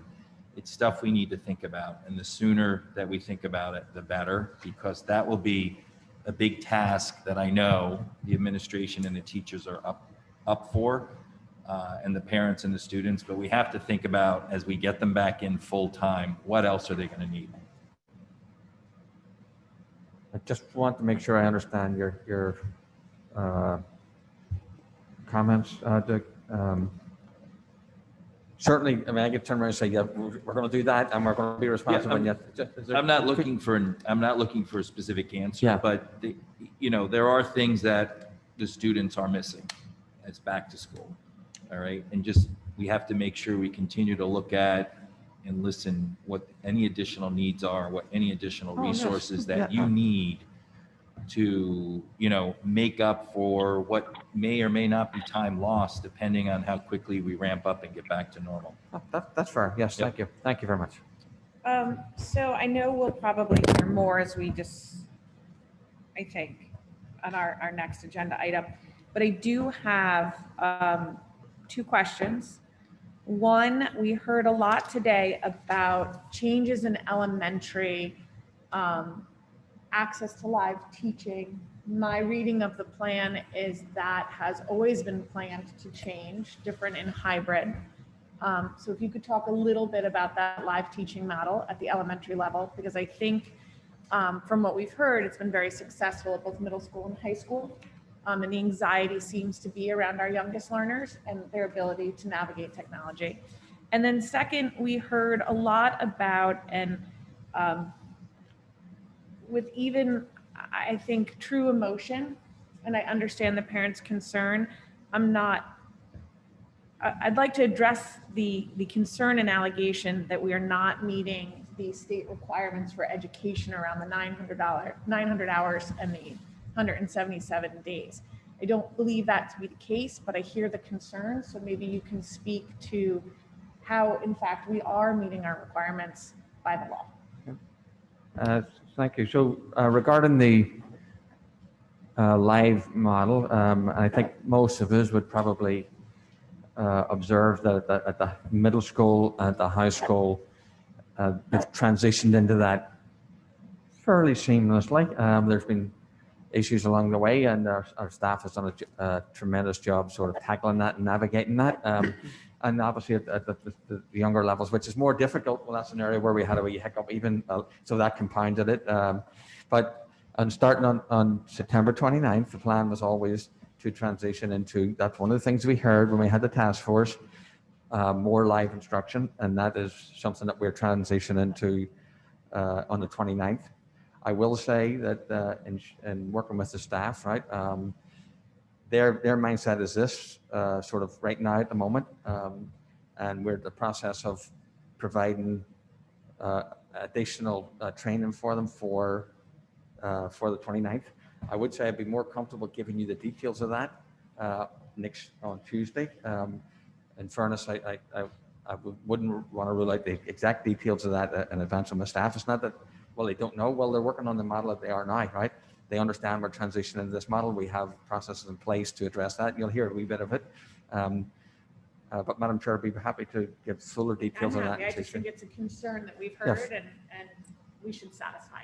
The concern in general, though, is being addressed. It was always going to be addressed, and it's always going to be more instructional during the actual instructional time blocks, the content block, the content time. I know there's answering questions, but I also want to address this 900 hours, 177 days as required by law, because the comments seem to imply that somehow we are not meeting our requirements. So we have been compliant with the State Department's regulations. They have sent out new ones this past week, right? That delineate some of the hours. So that's another thing that we're actually doing to make sure that they're set. In some cases, they're sending out some conflicting information. So I just want to make sure what we're aligning is actually correct. I do believe that we are compliant, but we're also looking at the latest hours that were designated and making sure that online that we can actually say that we're doing that. So for instance, some of the time also includes time that students can actually do independent work, homework, so on and so forth. There's different things that can constitute that. But we certainly would not have implemented anything that we're not compliant with. But again, I hold out the caveat the board, the State Department is rolling out expectations, sometimes that are conflicting and sometimes that are after the event, but we are and will be compliant with all. I saw Mr. Senior's hand go up, and then Mr. Maroney. I was just going to embellish not only beyond the hours, but we heard about the state, special ed, delivery of special ed services as well from a speaker earlier. Make sure we're ensuring. I agree. I have questions around that. I was will- waiting for curriculum, but we Yeah, can yeah, decide yeah. where we'd like to handle it. Yeah, but I just, in terms of state compliance with state law, I'd like to be very clear that. Yes, and I'll say the one area that is that needs to be just clarified because they've given different direction. The 177 were the days. They were not requiring necessarily the 900 hours at that point. Subsequently, after school starts, we get this new memorandum, so we just need sort of clarity on that. But we will be compliant.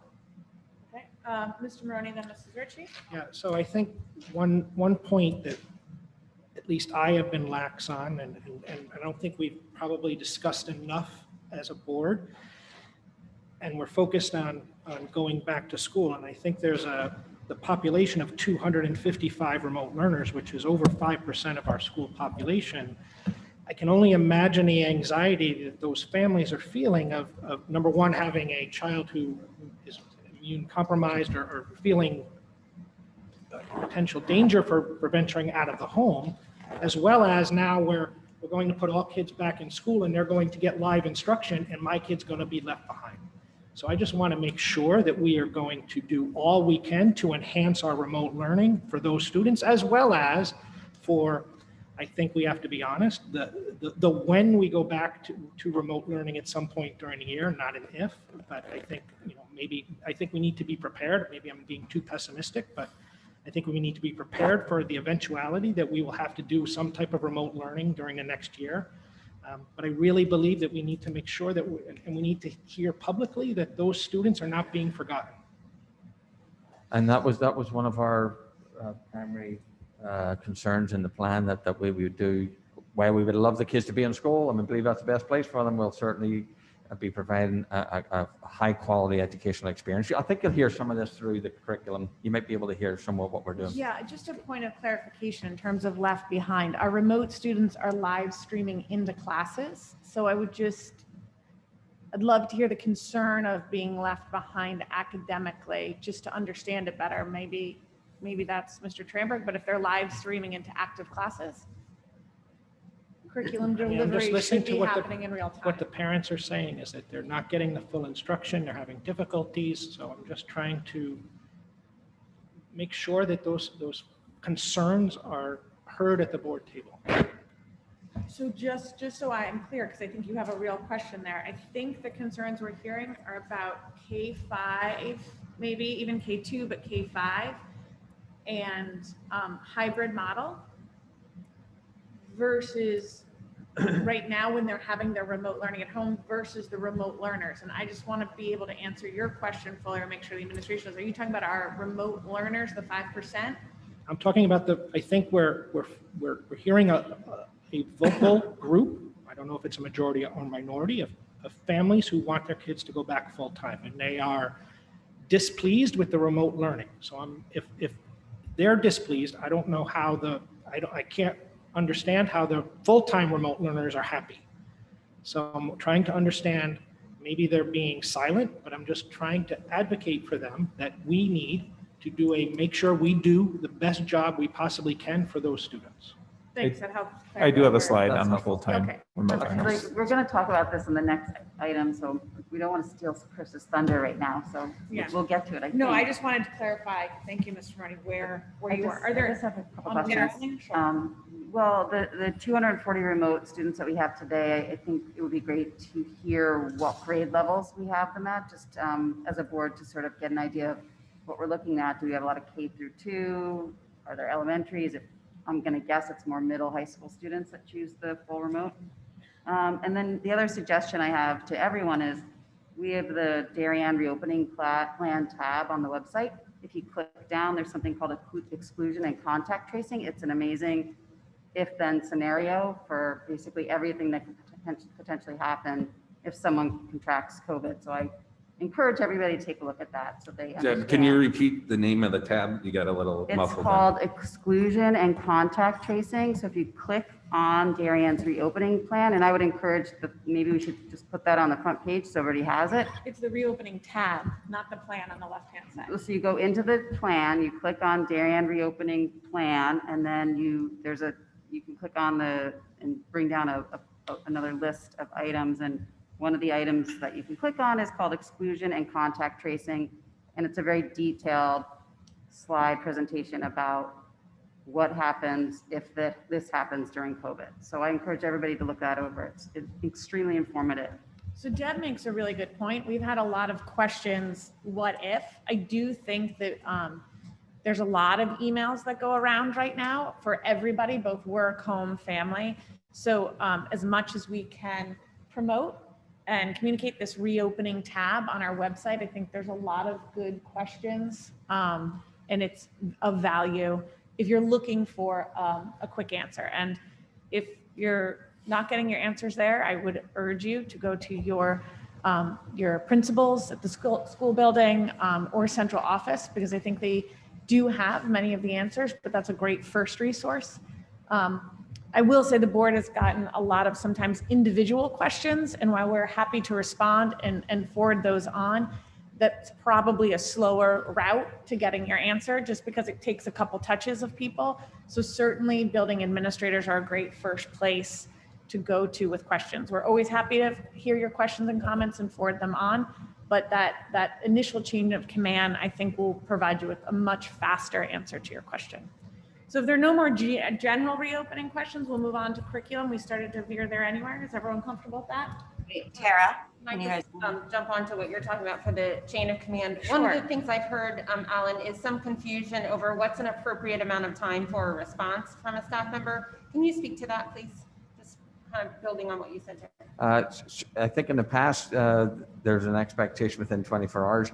I think that during this particular time period, I just think there's a lot of communications going around and people actually been able to do that. So I don't know that that's completely reasonable, but I think a reasonable time frame is something that we should expect. Now, quantifying that at the moment, but I mean, maybe 48 hours is better at this point, more reasonable to be able to get back to someone. I think that's probably fair.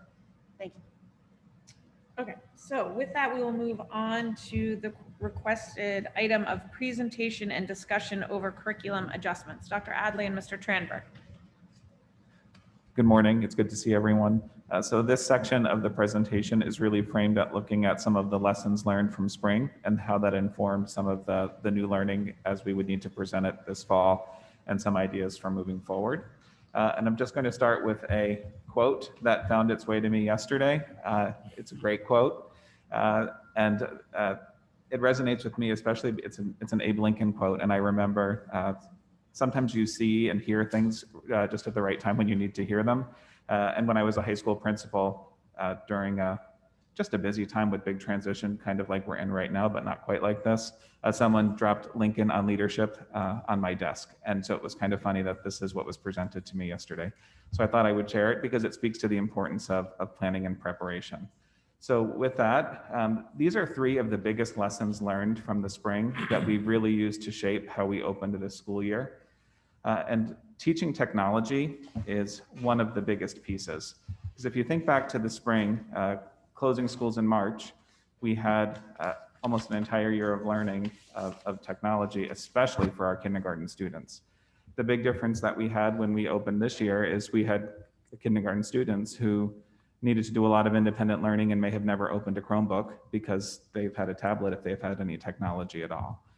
So simultaneously trying to teach that technology while teaching the content has caused some of the, I guess the unrest is the best way to describe it as we launched the year. The other important piece is the relationships that existed. So when we closed school in March, teachers knew their students knew their teachers, students knew the peers in their class that were on the screen with them. And we did not have that luxury right now because we're not only learning school, we are also preparing students for the potential of needing to learn remotely or needing to learn in hybrid. And they're learning how to learn in hybrid while they're in hybrid, if that makes any sense at all. And that's challenging, especially for young learners. And the third part is the importance of assessment. And this time is crucial to us because we have students in front of us, and it is important that we get some of those benchmarks sooner rather than later, should we have to face the unfortunate need to either go to hybrid again or be remote. This has lots of text, which are not my favorite slides, but I think it's helpful to see. On the left, this is how we typically start a school year, and I will also frame this as much of this presentation is geared toward elementary and K2 because that's where so many of the questions are. But during a typical school year, teachers and students are doing all of these things really to learn how to be in school and learn what school looks like and learn those daily routines. In addition to that, this year, if you look on the right-hand side, we are also doing all of these other things, which are competing for instructional time. And they also are not, they're not things we necessarily would do to establish the learning environment and meet friends and make friends, but they're still critical, especially technology. So from the first day that our students were in, they were opening Chromebooks, learning how to log on, activate Zoom links. So that is a big change that our students faced. Some other new experiences that students and teachers have are just the toggling between live and virtual learning environments. So we have teachers who have the tremendous task of meeting the needs of the students that are right in front of them, while also tending to the needs of students that are home. And I believe Mr. Burke very eloquently asked the question of how do you support doing this several times at meetings, and it takes practice. And that's what we're doing right now. These are things that you can't practice until you have the students in front of you. You can practice with other adults. You can test the infrastructure, which we've done all of those things. But these initial days have given us the opportunity to do exactly that. At the same time, teachers are also working with some full-time remote learners. So those are the students that have opted out of in-person learning. And I have another slide on that later, so I can dig into that a little bit more. The new routines I mentioned. So new routines, we often think about how do we line up for class? How do we go to recess? How do we go to lunch? But now the new routines also include how do we wash our hands? How do we stay safe? How do we stay at an appropriate distance from each other? How do we come into school and leave the school? So that's just a lot of routines to teach students. And it's a lot to manage from the teacher perspective, because they are thinking about the health and safety of their students and themselves from the time they walk in the door until the time that they go home.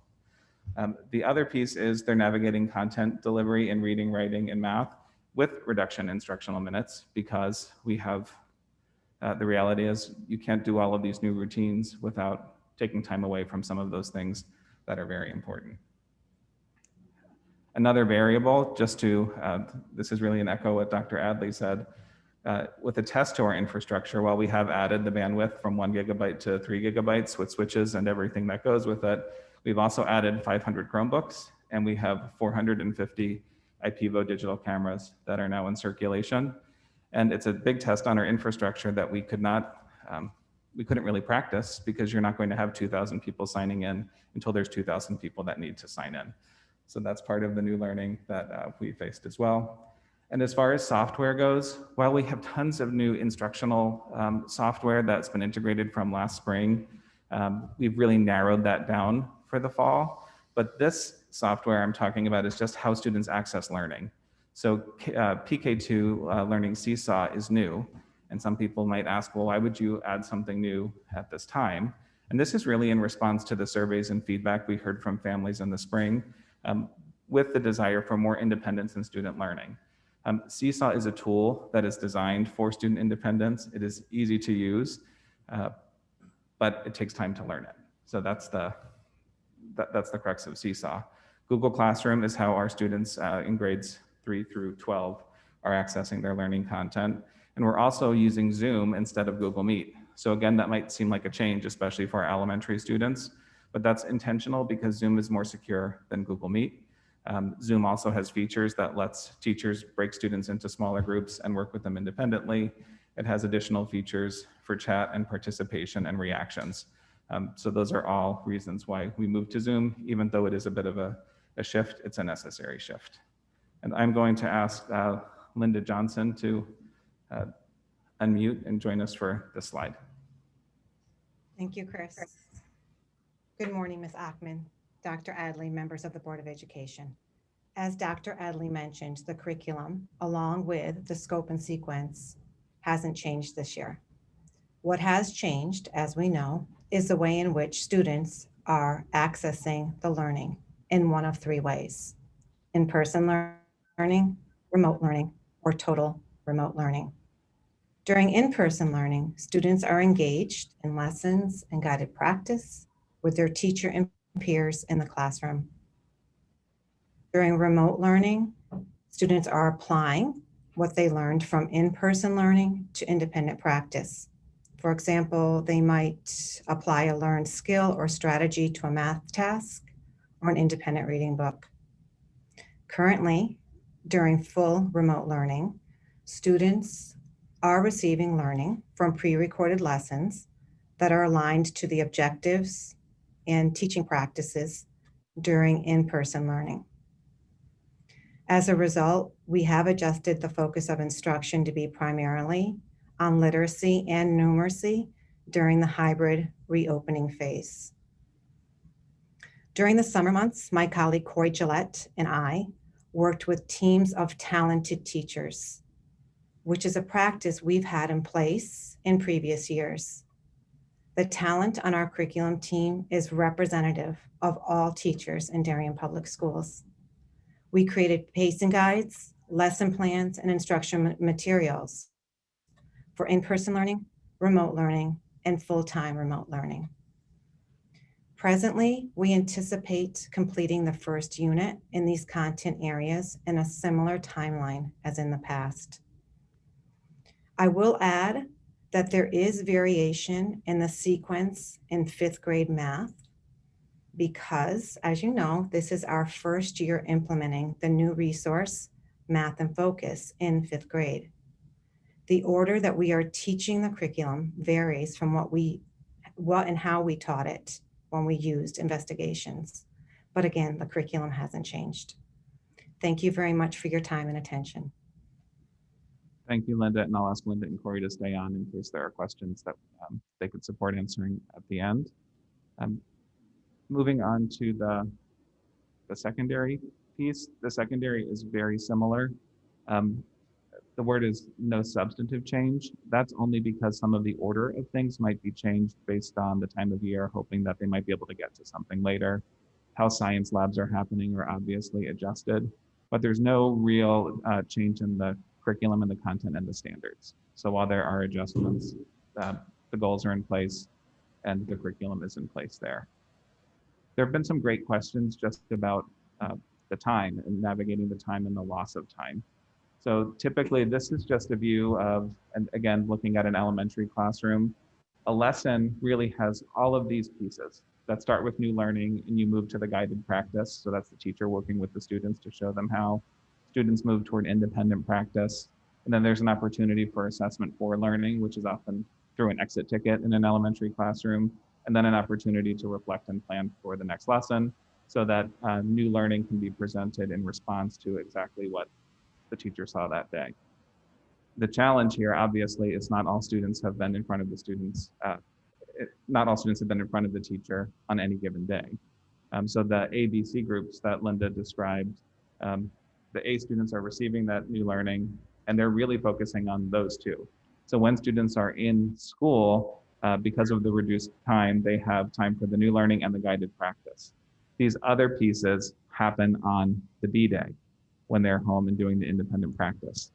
That does not necessarily mean that we're losing an entire day of instruction because independent practice is a continuation of that new learning that was introduced and students still have access through a video of what that lesson looked like should they need to revisit.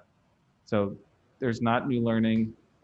A new concept doesn't mean that you learn a new concept that day and it's learned and you move on to the next. You have more than one day very often to practice that skill. And so it's just broken down through these slides in that way. The other piece that I mentioned is assessment.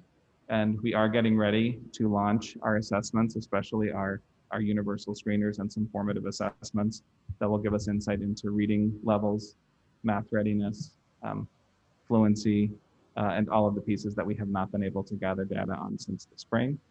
We did follow the state guidance and we did not jump right in the first week of school with assessing students, but we are starting those assessments next week. As far as the full-time remote learners that Mr. Maroney mentioned, so the left column really represents the start of the year and what their experience might have looked like, which was just like all students adapting to new software. They're learning curriculum through the videos because they are really, without having that A day with the direct instruction, they are learning from the video instruction. And the way that the teacher checks in is through an independent time that happens throughout the week, hopefully twice a week. That's the design that we had. What we're working toward, especially number 2 under the working toward, is the additional synchronous instruction in the content areas. The reason that we did not start there is because the decision was made to focus on if we are asking students to stream in for extended periods of time, how do we transition in the most appropriate way? And we felt collectively that a focus on SEL was going to be the priority over focusing in on those content areas, because that's a consistent message that we heard. And that is something that cannot be captured with a student working in isolation. They can't build relationships if they're not streaming in with their peers for those things. It's much harder to do during math and reading instruction than it would be during opportunities like a morning meeting and those closing circles. The assessment, we do have an assessment plan for those full-time remote learners as well, which is offering a space away from other students, away from other cohorts, where they can come in and complete those tests. So that will be communicated by the end of this week. And we need to establish some routines for them so they can circulate some materials, especially books. Part of that site's here, correct? Yes, right here where we sit, actually. Some thoughts on moving forward. Our big focus is welcoming all students back to school on the 29th. And I'll just remind everyone that when we welcome everyone back, we have a new classroom culture in every single class. So in some ways, it's a first day of school all over again, where new peer groups are being established and relationships are being built. With technology and content, we've been very focused on using technology to access the learning. And now as that becomes more settled, we will move toward using the technology to reflect the learning and show the learning, because it will become an important assessment tool as well, should we be in a situation where we're remote again. The assessment, as I mentioned, and then continuing to develop the remote learning plan, because all of this is tied to, and I'm sure when I know by comparison, it's very easy to look and think where we ended the year with the amount of time we had and how we're starting the year. And in the eyes of some people, it might feel like it's a little bit less. But how we start school, especially K1 and 2, it's learning about school, as I said. So the content itself is very challenging to deliver through remote lessons. So everything is happening twice in that aspect for the elementary level. And so hopefully that explains some of the questions that are coming. We can't give students content to learn if they haven't had any opportunity for direct instruction in that. So we're doing the best we can with what we have. I mentioned extensions in the last time we met, which are built into the slides. And we're also putting some extensions under the, thank you, Mrs. Ritchie, for mentioning the reopening website. There's also a teaching and learning tab on that website. And you click elementary learning and there's resources there for extensions as well. Thank you, Mr. Tramberg. Are there any questions or comments? I have a question. Can you guys hear me? Mrs. McCadam. Anyone hear me? Again, thank you for the quality of the presentation. I really appreciate the more formal way of looking at your work and how you've been thinking about it. It helps me understand it a lot better. And I would imagine many members of the community and the board would feel similarly. So tremendous thanks for that. I recognize you're working at the speed of light or maybe faster. And it's hard to take the time to just put together a presentation. So I have a couple of questions.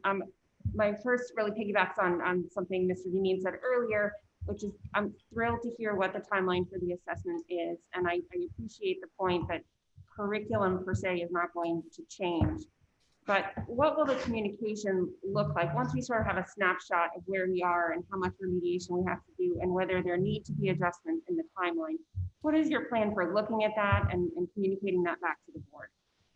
So I will certainly invite Corey or Linda to jump in, but my response of that is we have to see how the students do first, because what we're anticipating, because all students had a very similar experience, that we're going to see people in the same place where we would address that through our regular instruction. So we would make adjustments there and communicate that if that was necessary. And then if there are any students that are outliers, we'll use the benchmarks that we always do to use our regular SRBI process. But again, it's a wonderful question. So that's my initial thought, but we need to see the data to make some decisions. My instinct is that we'll see students in a similar place, so we can make a decision by grade level and not need to make too many individual decisions.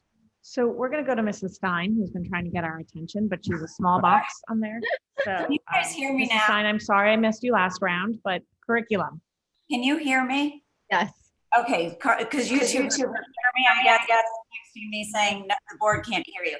So, sorry, I have another question I'll leave till the policy discussion, which I wanted to ask in the beginning. But Chris, can you just talk, we did get a lot of questions about us sort of shutting down K2 last week to do some improvements. Can you speak specifically to what tweaks or improvements you guys made so that our public and parents are aware of what went on last week?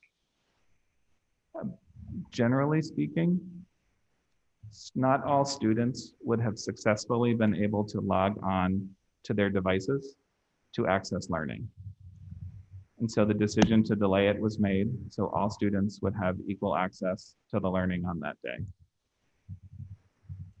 So I had asked a question surrounding that last meeting, and probably the wrong word, but I said an autopsy. I don't mean that, but kind of a dive into what went wrong and what's going better.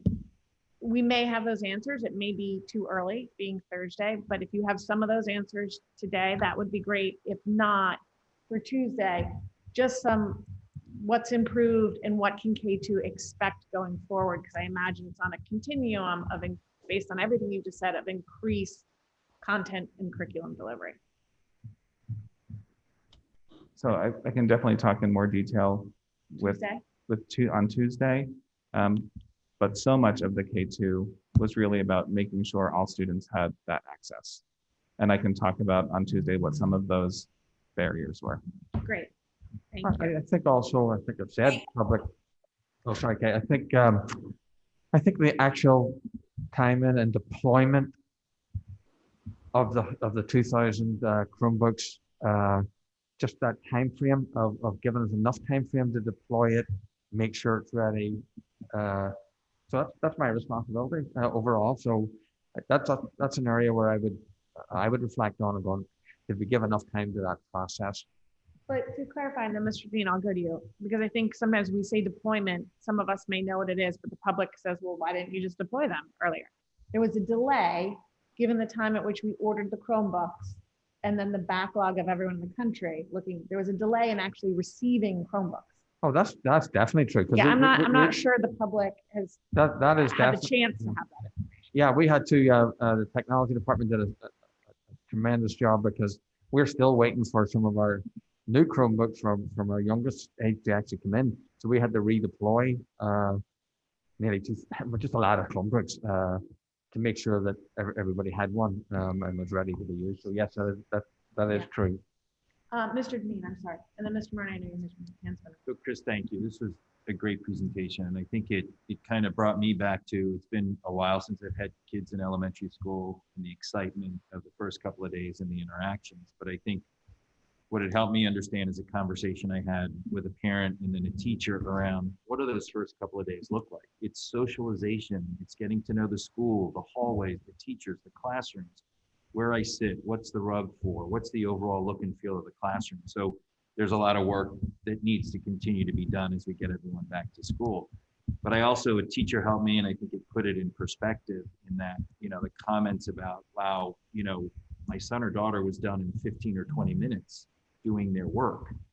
Well, that's because that person was by themselves doing the work, and they weren't one of 22 or one of 20 that they counted their numbers, they did their alphabet, they read their story, then the next student did it. So that 15 minutes for that individual young boy or girl was an hour or two for the whole 22 kids in the classroom. So I think sometimes we have to step back and put that in perspective, that yes, it may not seem like they have the right amount of time being spent on the remote learning, but that's part of the challenges of being remote versus being in with all their students.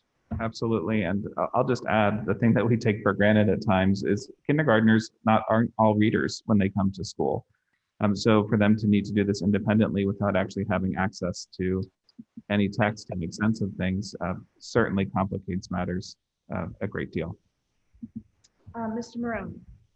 Yes, thank you. And thank you, Chris, for this. It was fantastic. I actually have a bunch of questions, so I'm not sure how to do them, but I'll try to group one together.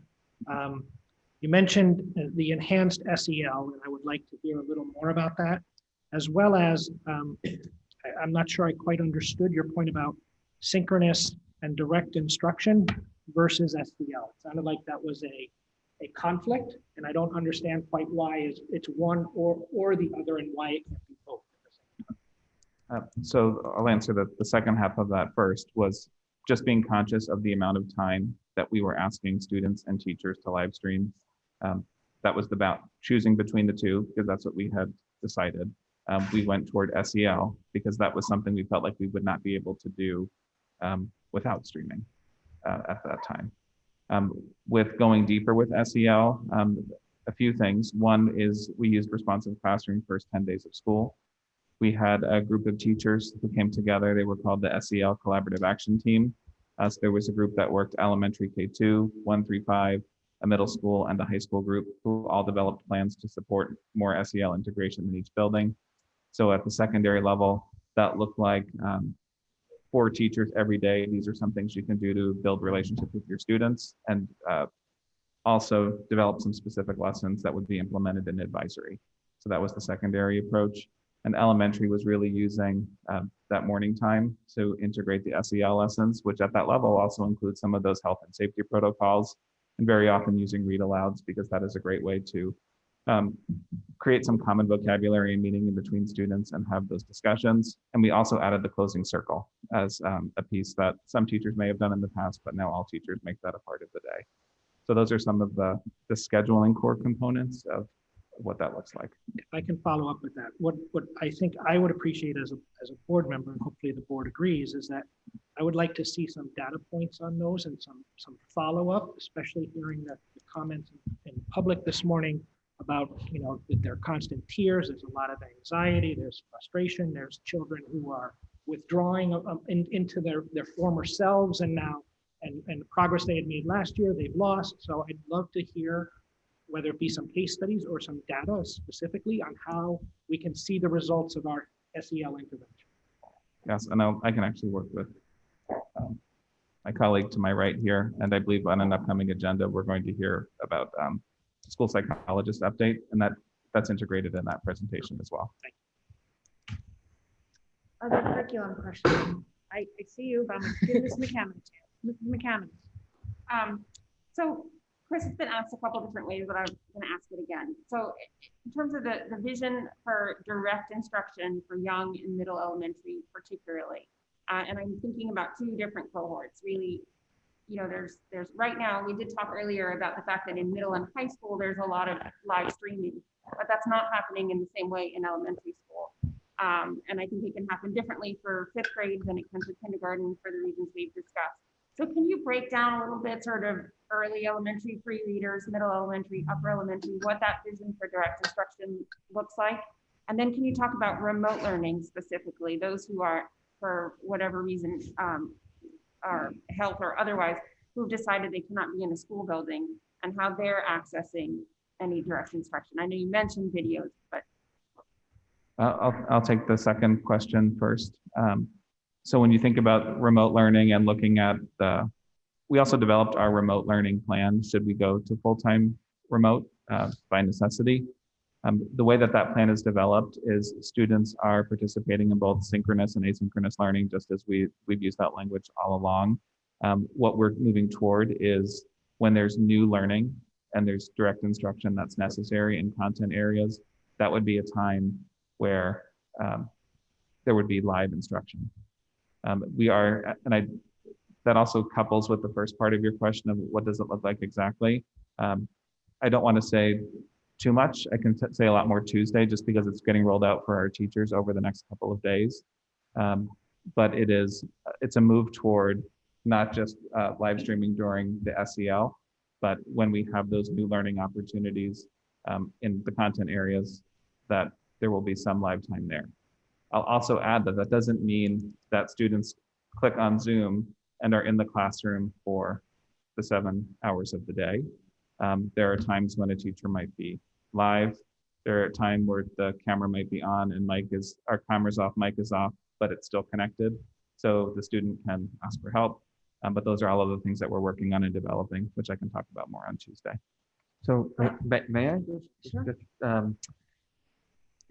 So the curriculum staff will be sharing some templates and some process, but I don't want to take away the organic nature of the teacher. So the teacher will have 2 or 3, I'll just say an average, maybe 2 or 3 students in a class, maybe none, maybe more, but just in general, like 2 or 3 remote learners.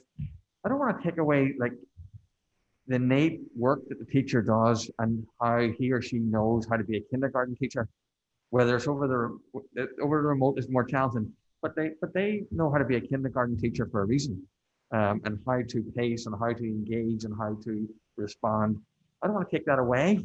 In fact, I think we're completely, like, we should be very much dependent on that. And I will say I'm very hopeful. I don't want to be overly simplistic about it, but when the teachers do go into that mode, then they will kick in, because they do. And I think it'll be helpful to the students and also to them. So I just want to make, I mean, everything just can't and shouldn't be prescriptive. Anyway. Mrs. Ritchie. Thank you, Chris. That's a lot of great information. It's very helpful. I think for Tuesday, what I would like to see is a day in the life, sort of. And I think Jill alluded to this. Like, what's happening at our, I don't know if you had to do K through by itself, probably, but just like at the different grade levels, what does their remote day look like? I'm really not in favor of a child sitting in front of a Chromebook for a full school day. So the way I see it is there are opportunities for them to, while they're remote learning, get some exercise, go do an art project, especially that those younger ages. So I just would love to hear from you what you perceive and what parents should sort of think of as a day in the life of the remote learner. And this is because we potentially may all be back, all of our students back into remote learning. I hope not, but we might be. So we have to be ready for that. And I think everybody needs to be ready for that. Absolutely. And again, the addendum 12 came at us after school started, and there's a lot of information there. And I completely have faith and trust that this is what we're abiding by and following. But I think it's important because we have heard from parents that we're failing and we're not following the guidance. So I think it's important for you and everybody, all the administration, to reiterate that what is happening is what the guidance is, and the guidance is fluid, the guidance is changing, and we're adapting quickly. We might not have put it into words like Buchanan has, but I believe we are doing that. So I thank you. Can I follow up? Now I'm going off my notes, so forgive me, but I am trying to be responsive to the public concerns we're hearing. I've now heard twice about special education. I think once was, special education services hadn't been delivered since May 1st from the CPAC co-chair. Today, the comment, if I have it correct, and please, I take notes and I'm timing. So if there's any misstatements, I'm happy to hear that. But the question was, are special education services being delivered, and why weren't they delivered the first day? Can we talk a little bit about special education, making sure our services are being delivered, that we're meeting our IEP requirements for our students who need help accessing their education? Yes. I asked right as you were taking a drink of water. That was unfair. Yes, we can. And I did go back and look at addendum 6 that the parent was referring to, and the opening, and I won't go through each part, but I welcome everyone to look at it. It also describes in the prior paragraph that schools will make every effort to make sure that ensure that all students are receiving FAPE consistent with their IEPs, and those are the implementation plans. We did begin services day 1. That means it may not be your service. If you're in a school that has reading twice a week in a 6-day cycle, it may not have been on day 1 that you received your services. So if you're looking at different cycles, that would be true also. This 8-day cycle, a 6-day cycle, and a 5-day cycle. So the frequency would indicate when it begins is one area. The other piece is, in one of our schools, 2 speech therapists did not return. So we were faced with filling those positions. The good news is they are filled now. They were not on week 1. So those services have to be made up. So if you happen to have speech and language twice a week in the first 6 days, you may have missed one of them and you can catch it the second week. But the related service providers were diligent, took all the information, are making sure that those are made up. They may not be made up this week because we don't want to pull kids out of classes as they're returning to school, but they were responsible keeping anything that was missed with our new speech therapists. We're excited they're there. Okay, thank you. Oh, Sorry. The other piece is for our intensive learners that they did begin on day one. So for any students who have a 4-day program and are in one of our DLC, ALC, AIM, Excel programs, they did receive their services as of day one. Thank you. Any other curriculum questions? Mr. Maroney? Yeah, so I think one of the other questions I have, like, two more, I think. One is to frame it, the expectation of parents. So I think what we have done a poor job is communicating the expectation of parents for those children who are not in school. And I think we need to communicate better of what that is. I think there's, at least from hearing, I think there's this expectation that the child is going to sit in front of their computer for a time and the teacher is literally going to beam out and teach them at their home. And I think there's a difference from our expectations versus that expectation. Maybe I'm being too dramatic, but I think we need to be clear as to what we expect parents to do while their child is home learning, and communicate that to the parents so they understand that it's not just the kindergartner is able to do this on their own. They're going to need parental help, and to what extent and how we expect that to happen. Because I heard the word social contract. I think we could be, breaking that social contract to parents, and that there's a difficulty, especially with dual income parents, of how much time they have to devote to their child for learning and education versus our expectation of how much time they need to do that. Mr. Deneen?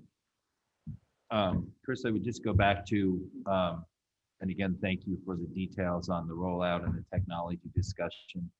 Not to answer right now, but just to continue to think, what do you need resource-wise? I don't know if the 1,000 tickets have gone down to a couple of hundred tickets.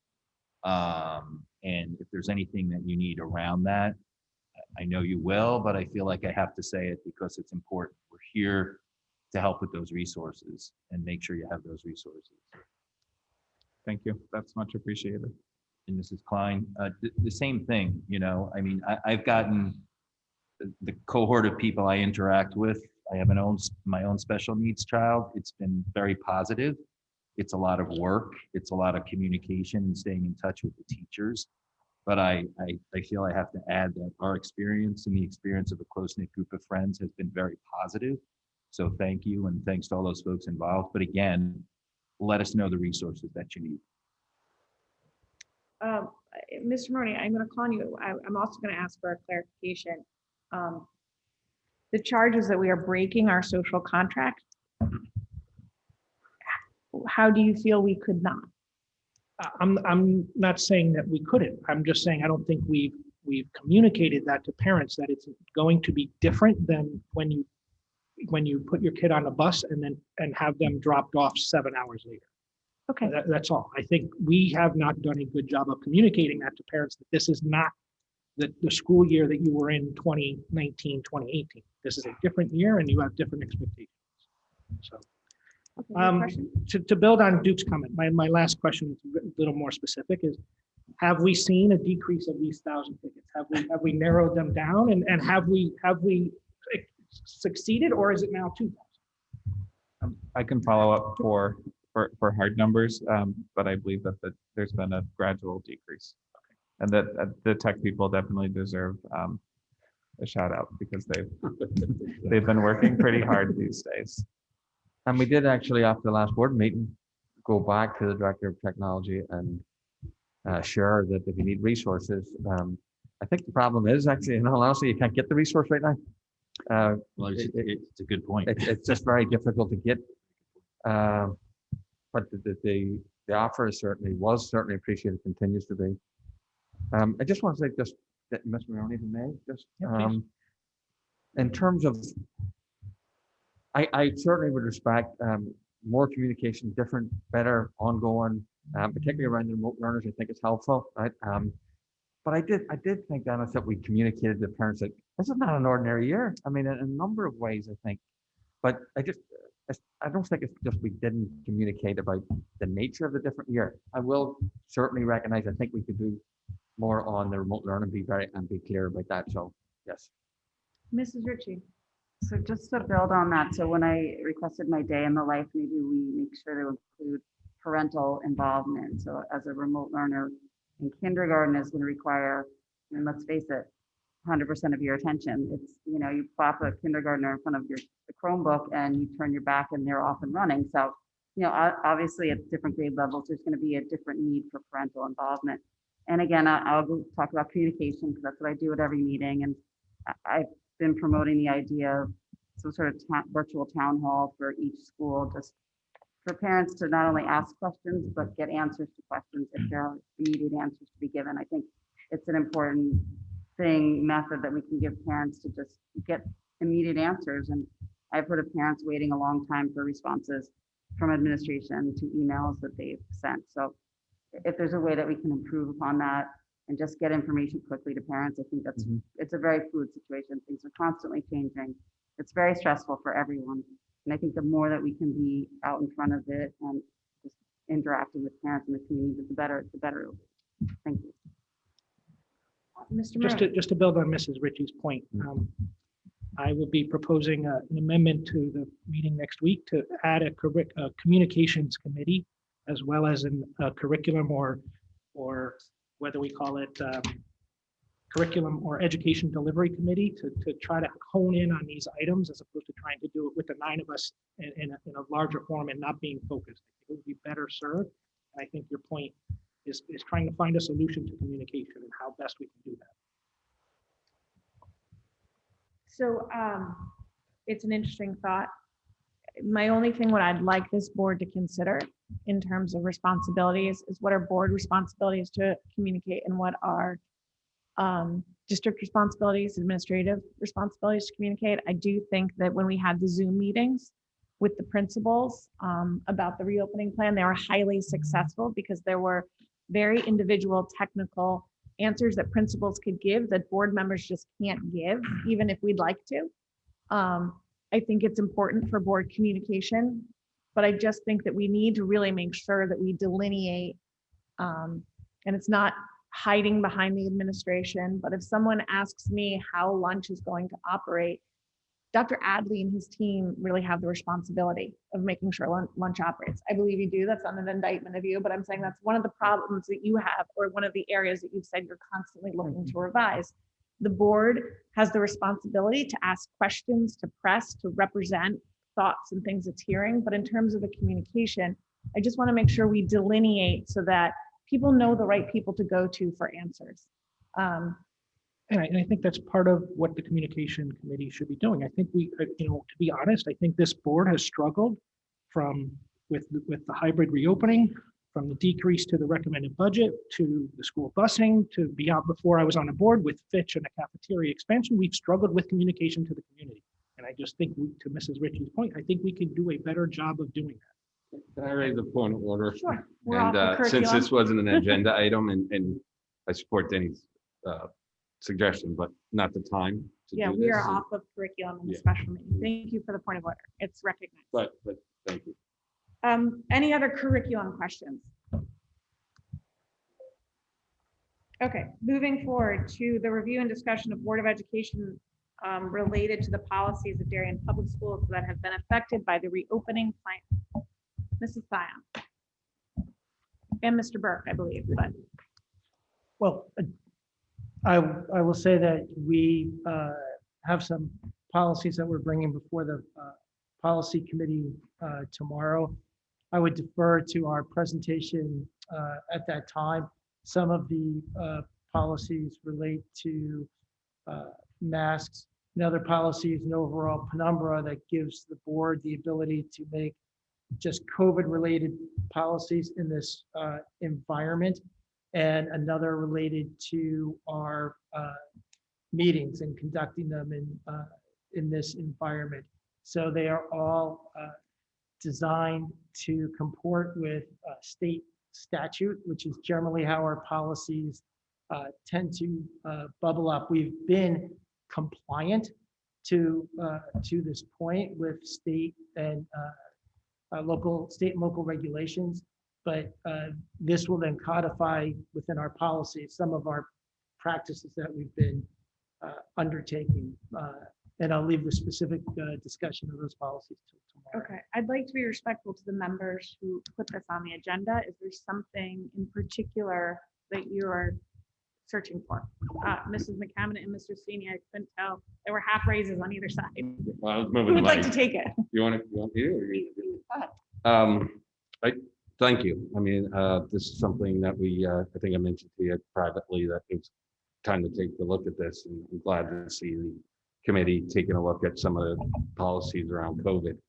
I think from a bigger perspective, why, I wrote the request is to kind of, if we could take some time at an upcoming meeting and kind of review the role of the board, that policy 9110. There's been many or several, I guess is a better way, accusations that we've abdicated our responsibility, and maybe we can, review as a board what we think as a board is our responsibility. I mean, if you look, I talked about it earlier, I touched upon it, the ambiguities of the state regulations and how they might contradict our local policies. I look at how certain boards have voted and supported the administration in their decisions and which model to pursue. New Haven has famously actually rejected its superintendent and told its district to go remote.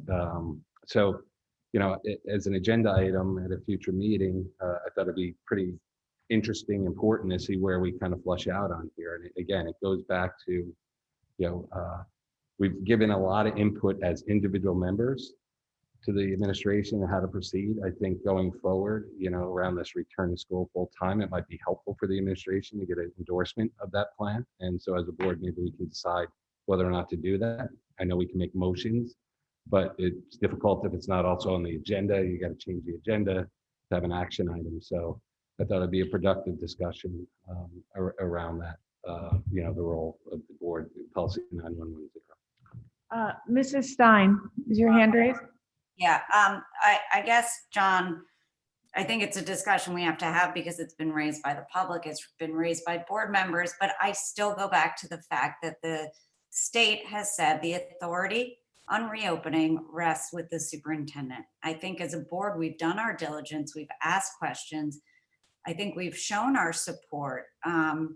But personally, I don't see what a vote gets us when ultimately it's the superintendent's decision. So I'd love to hear other board members' thoughts, but on this, I think it's very clearly rests with the superintendent. I think we've asked the right questions. We've pushed on areas where we're concerned, where we're hearing concern from the public. The superintendent has heard those concerns, and we've had a good dialogue. So that's where I net out on it. Thoughts? Mrs. McCammon? Do you want to stay on that topic, or? I think we should. I would say, John, I appreciate a future meeting, but I do think this has come up now several times in public comment, kind of abdicated responsibility. I think some board members, I think you've been vocal about your concern around here. So I think we don't need to be exhaustive on it, but we should at least air it out and kind of not have it hanging over the group. Yeah, that's what I'm looking for. Yeah, so, Mrs. Stein, go ahead. Sorry, I was saying, I think we have to put it to bed one way or the other because it's hanging out there. And I just think we need to hash it out and move on. Yeah, I'm just in the interest of time. We're well over time today. That's why I kind of pushed it out. Maybe this was one of them, I don't know, when are we going to? Sorry, Mrs. Stein, I feel like we keep cutting Katie off. So Sorry. But when do you, John, I thought the point of this meeting, you guys, I thought this was one of your big concerns. So I think, to me, this is something as a board we do need to figure out. If you want to push it to Tuesday, fine. We're a week before we're going into full remote. So point of order, we can't amend a special meeting agenda, so there cannot be a vote today. Right. That's fine. I think there's an issue over, and let me just frame it, and then you all can decide if I framed it correctly. There's an issue over whether this board should have voted on the reopening plan. And in not doing so, did the board not exercise its oversight authorities? Or did it not show support to its superintendent for the plan? So I think I would agree that there are boards in the state who have voted, and they voted kind of at their own will. Whether that vote had power or not remains to be seen. In some districts it did. Certainly the message it sent to its superintendent was either positive or quite negative, that the superintendent has authority and a board would go with it one way or the other. I will stand and say publicly, and I have before, that I think this board actually did its job by asking, for those who are asking educational questions about how does this plan work, what is not working about this, what has this happened. We did our job because our job is to support the superintendent by bringing forward the questions in the community and or in our beliefs and understanding of the educational working of the system. I think that a vote would have muddled things, in my own opinion, and I'm open to everyone else's. This is my individual opinion. It would have muddled things because it has no authority behind it. But, and so I think that we just need to be mindful of what, as we do this, what are we solving for right now? We are about to reopen on September 29th. And so in terms of, and John, I do hear you on this, in terms of time well spent, what are we as a board going to spend the time for on this vote, when at best it's ambiguous whether we should have or not, whether we should have or not. Mrs. Ritchie and then Mr. Senior. So I think my recollection is I was actually the first person to ask why hybrid when hybrid was announced. So the question was asked immediately when we learned of the decision. So and from there on, there was a very robust discussion and many questions asked by many board members. In my view, the authority, and it is the authority of the superintendent to make this decision. I feel a vote is symbolic. We can have a symbolic vote if that's what the board wants. We are entitled to that. But the authority rests with the superintendent. There were ample opportunities, and it's easy to amend an agenda and on a motion. It's not difficult. And if people felt strongly, I always encourage people to make motions and amend the agenda for an action item if they feel it's necessary. So I feel there were opportunities, and if people felt strongly, they should have done it. At this point, either way, it's symbolic. And at the beginning, I was apprehensive about hybrid, but as I learned more, I'm supportive of the plan as it currently stands. And I'd happy to go for it on Tuesday, if that's the will. Mr. Sini. yeah, again, I'm not looking back at the last decision. I want to provide some, like I said, collaboration with the administration and show some of the administration support around here. And, you know, the CAPE documents do outline, yes, it's ultimately a superintendent's decision, but the board may wish to conduct a vote to support that decision. Yeah, I think it said voice support. You may have something that says there were so many documents submitted. I know. I think the last one I said voice support for. And again, when we voice our individual support, that's not voicing our support as a board. Okay. No, although I would say the exclusion of the word vote was purposeful on the calls with both the commissioner that I sat and with Gabe. But let's talk to Dr. Adley. Dr. Adley, do you see a vote as a supportive action? Do you feel that your board was not supportive by not issuing a vote? And I understand there's two different decisions, whether the board feels they should, but and whether the superintendent feels it would have been supportive. But if the claim is that a vote would be supportive of the administration, I think the administration needs to weigh in if that's the case. So I don't believe that the board abdicated any responsibility or governance issues, and I'm big on the responsibility of a board is governance issues. But when things are administrative responsibility and designated as such, certainly you have rigorous conversations, and the vote scenario and the continual discussion about it actually just continues this cultural feeling, right, that impacts the organization. If on these situations, if you decide to go down a vote, an administrative team led by me, obviously, right, ultimately wants to go down a direction. If you go down the process of on these issues that are administrative in nature, to have votes on them, well, you run the risk of it not being helpful. I mean, let's just be because the way it is. If you vote down something that we have spent an inordinate amount of time doing, that's not going to look good. And you may say, well, then there's a problem. Well, then you deal with the problem and don't do it. You just. So the finer point I just put on that for consideration of the board is if it's a board responsibility and we vote down something the administration has put forward, that is our right and our responsibility. If it is an administrative responsibility and we look to either vote for or against, I think that, John, in terms of policy, we also have policy saying the role of the board is to stay out of administrative responsibilities. Now, this board may decide that we think the reopening of schools wasn't an administrative responsibility. And I do think we had some of that discussion at our retreat. I was one of the people pushing. I really felt differently about it. State Department of Education said, like your argument, not so interested in it. It's the job of the superintendent. So that's my only concern. I think there are times where this board can agree or disagree with the administration and should. And we've seen cases where that's happened. We've seen proposals put forward where the Board of Education has voted it down. When it is delineated as a responsibility that is not ours, and we put it up for a vote, I think we run the risk of confusing people where our roles intersect and where they don't. That's been my concern. I think I would argue that the board has not abdicated its responsibility as well. I see Mr. Brown, come right to you. I think that was clear by the commissioner. I think that was clear by Cade. I think some boards of education chose to do things differently.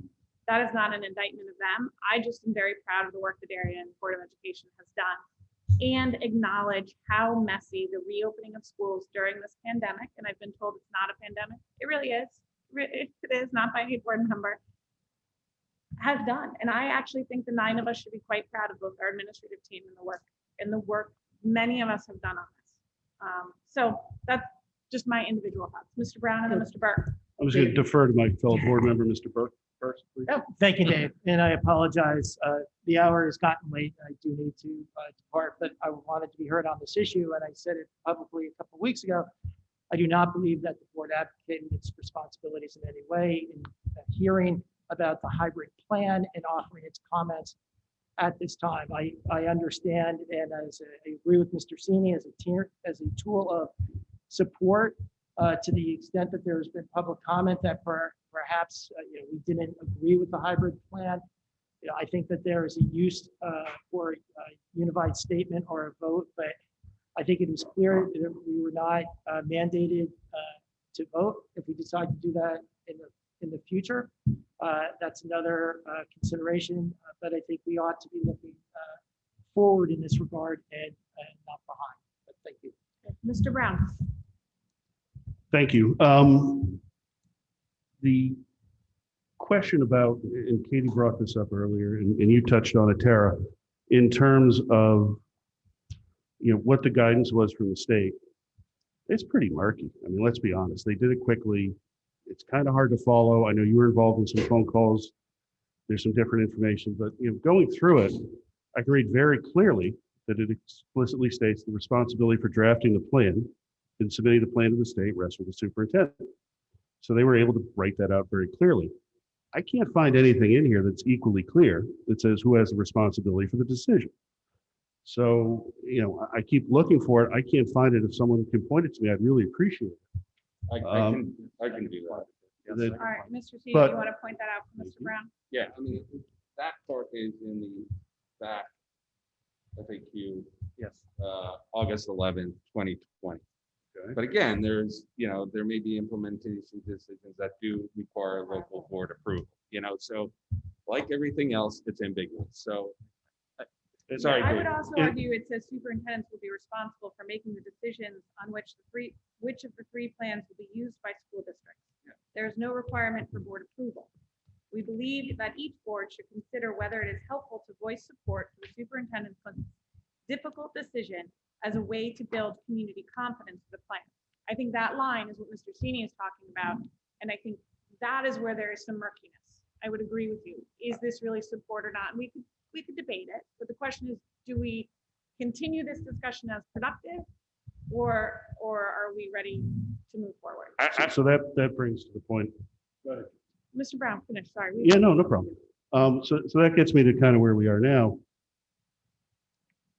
We, whatever this says, how clear it is, and whatever the degree of confusion exists in the documents, I think the decision for the board now is, do we take a vote? We put on a motion that we support the opening on the 26th, and that I think is important. Excuse me, 29th. I think that's important if we look, to the students. I think it's important if we look to the other constituencies, teachers, administrators, parents. who are looking for some clarity and, rightly or wrongly, feel that we have not been clear and have not been, definitive in what our plans are. And I think it would be send a good signal. And I think it would be wise of us to put out to everyone who's watching, let them know that we're committed to that date. The board's committed to that date, and that's the way we would like to move forward. And, I think the ambiguity in the past isn't really what the issue. I think it's what we do here, looking forward to the full opening, what we do moving forward as conditions change. Yeah, and I was just request we put it on the agenda as a possible action item, and we take the vote, or somebody makes the motion, somebody seconds it or not, and then we figure out where the cards lie on that. That would be my suggestion. Mr. Deneen.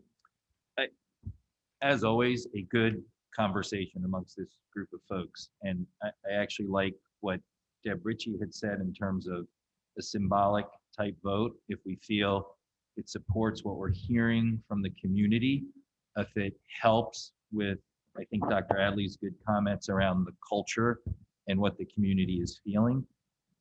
The one thing that pops into my head that I think we need to be cautious of is if we go down the path of doing that symbolic vote and showing a sign of support, which by all our individual conversations around this table, I think we've shown support for how the plan is rolled out. I think we've had discussions around the communication challenges we've had, but we go down that path of next Tuesday having some type of symbolic vote and something happens in terms of cases of COVID or something else comes down from the state, that vote just, becomes hollow if Dr. Adley has to make another decision around the opening of the school and how that proceeds. So I just think we need to continue to weigh all the facts.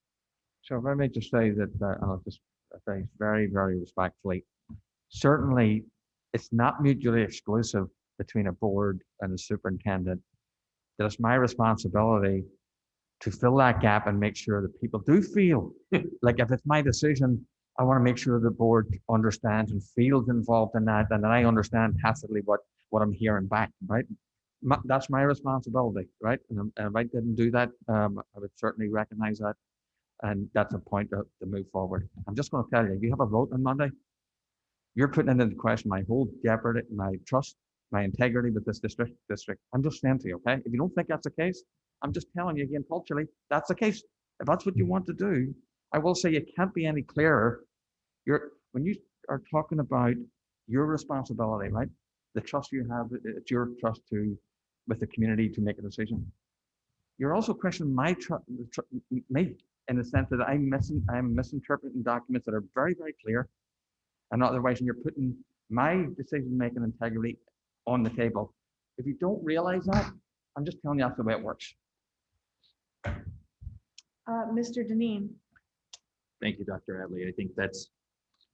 I hope the public sees the type of discussion that we're having around the round table. And I appreciate you saying that. I think also, let's take a step back. We talk about, over the course of the last couple of months, we talk about diversity, we talk about educating our children, we talk about how they appear and what they do socially and outside of the Darien community. I think every now and then we need to take a breath. Our schools are open. All right, we have the technology, we have the dollars, we have the administration, we have the teachers, we have great students, and we have great parents. There are schools that are not open. There are schools that have no technology. There are schools that have been burnt to the ground out west. There are people that have died during this time of year. And let's take a big picture look as to where we are at. Some of the venom and the viciousness, my words, some of the verbal public attacks that we've all experienced through this community are getting to the point of they're unacceptable. All right. And I think it does play into the culture. Someone called me the other day and said to me, I've never seen a district that has so much going for it, that has everything going for it in terms of parents, teachers, money, dollars. I've never seen a group of people that continue to like to tear themselves apart from the inside out. All right. I'm sorry I have to say it. All right. But that's been the challenges and the frustration over the last couple of months. Everyone's comments are important. The feedback from the public, there's nothing like it, and that's how we'll only do better and get there. But let's get back to the basics. It's about our students. We have a plan, we're open, and we're moving forward. And let's keep doing that. Thank you. Mr. Suni? Yeah, again, my actions are only to provide support in light of the public criticism that where the administration is getting. So, assuming all the health data is in line, we would certainly vote, I would imagine we would certainly vote in favor of, the Dr. Adler's plan to move forward. But anyway, I just want to make that clear. Mr. Maroney. I just want to offer up Mrs. Stein to amend or correct her comment. I believe she made a mistake when she said we only have 12 days before we go full remote. I believe she was saying we only have 12 days before we fully open, but just want to get that out that it's. I tried to correct it, but then my mic went off. Sorry, Dennis. Yes. Thank you. Until we go fully in. I don't want the public to feel that there are members who believe we're planning behind the stage to go full remote. So I will, Mrs. McCammon, and then if everyone feels they've aired their piece on this given time, I will move forward. Mrs. McCammon. I just wanted to address you directly, Alan, and your concerns about your integrity being on the table. I think the board is trying really hard to make sure that they've done their governance. You have provided documents to us to say that we don't need to vote. CAVE newsletter talks about voting in September from the president of CAVE. I have another CAVE document says we need to. I don't think we need to worry about that so much now. But I want to be clear that this is not about Alan Adley's integrity. This board and this community is trying to figure this particular issue out. More globally than that, we have struggled with what governance looks like for this community. And we probably will continue to do that for some time.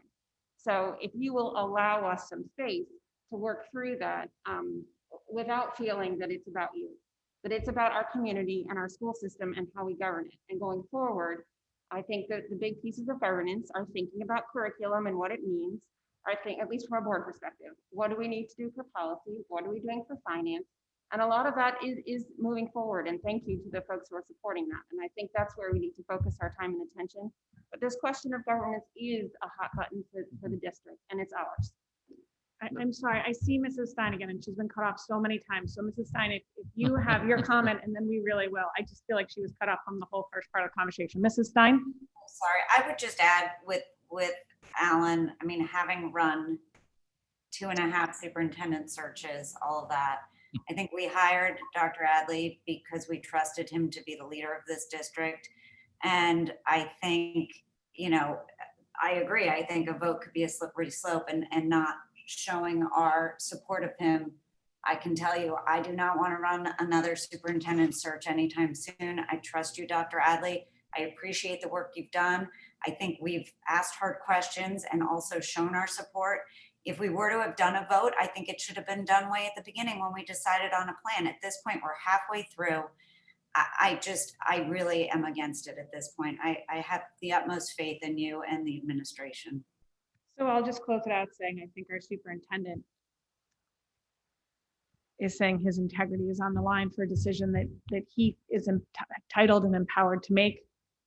Darien may have governance issues, but it might be shown by the fact that we've had 6 superintendents in 12 years. So maybe the governance issues are slightly different than are being described.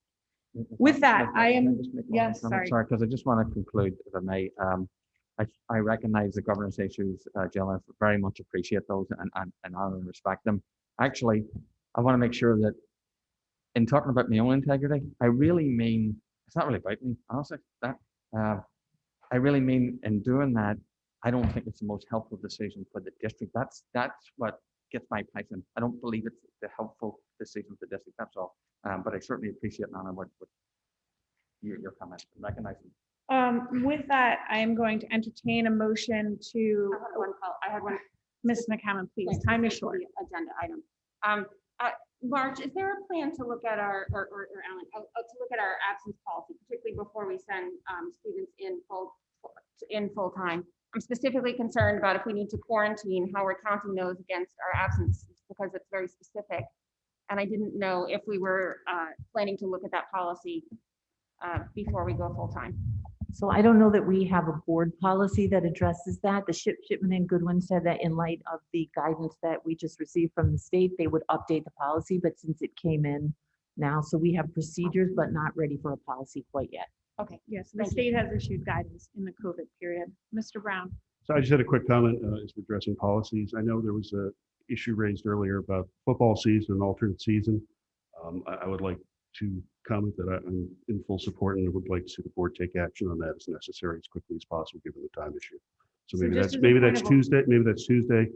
If I can't, amend the schedule now, but I just would like to put that as an agenda item for Tuesday if possible. So we've taken notes from public comment, but as a point of order, there's not a policy surrounding that. So we're going to have to leave that to bed on this special meeting, but I hear you. With that, I would like to entertain a motion to enter into executive session for the purpose of negotiations pursuant to Connecticut State Statute 206B. Mr. Sini so moves, Mr. Deneen seconds, all in favor. That is unanimous from those in attendance. Thank you, everybody. Here, they'll keep me in. Yeah. We can't stay here, right?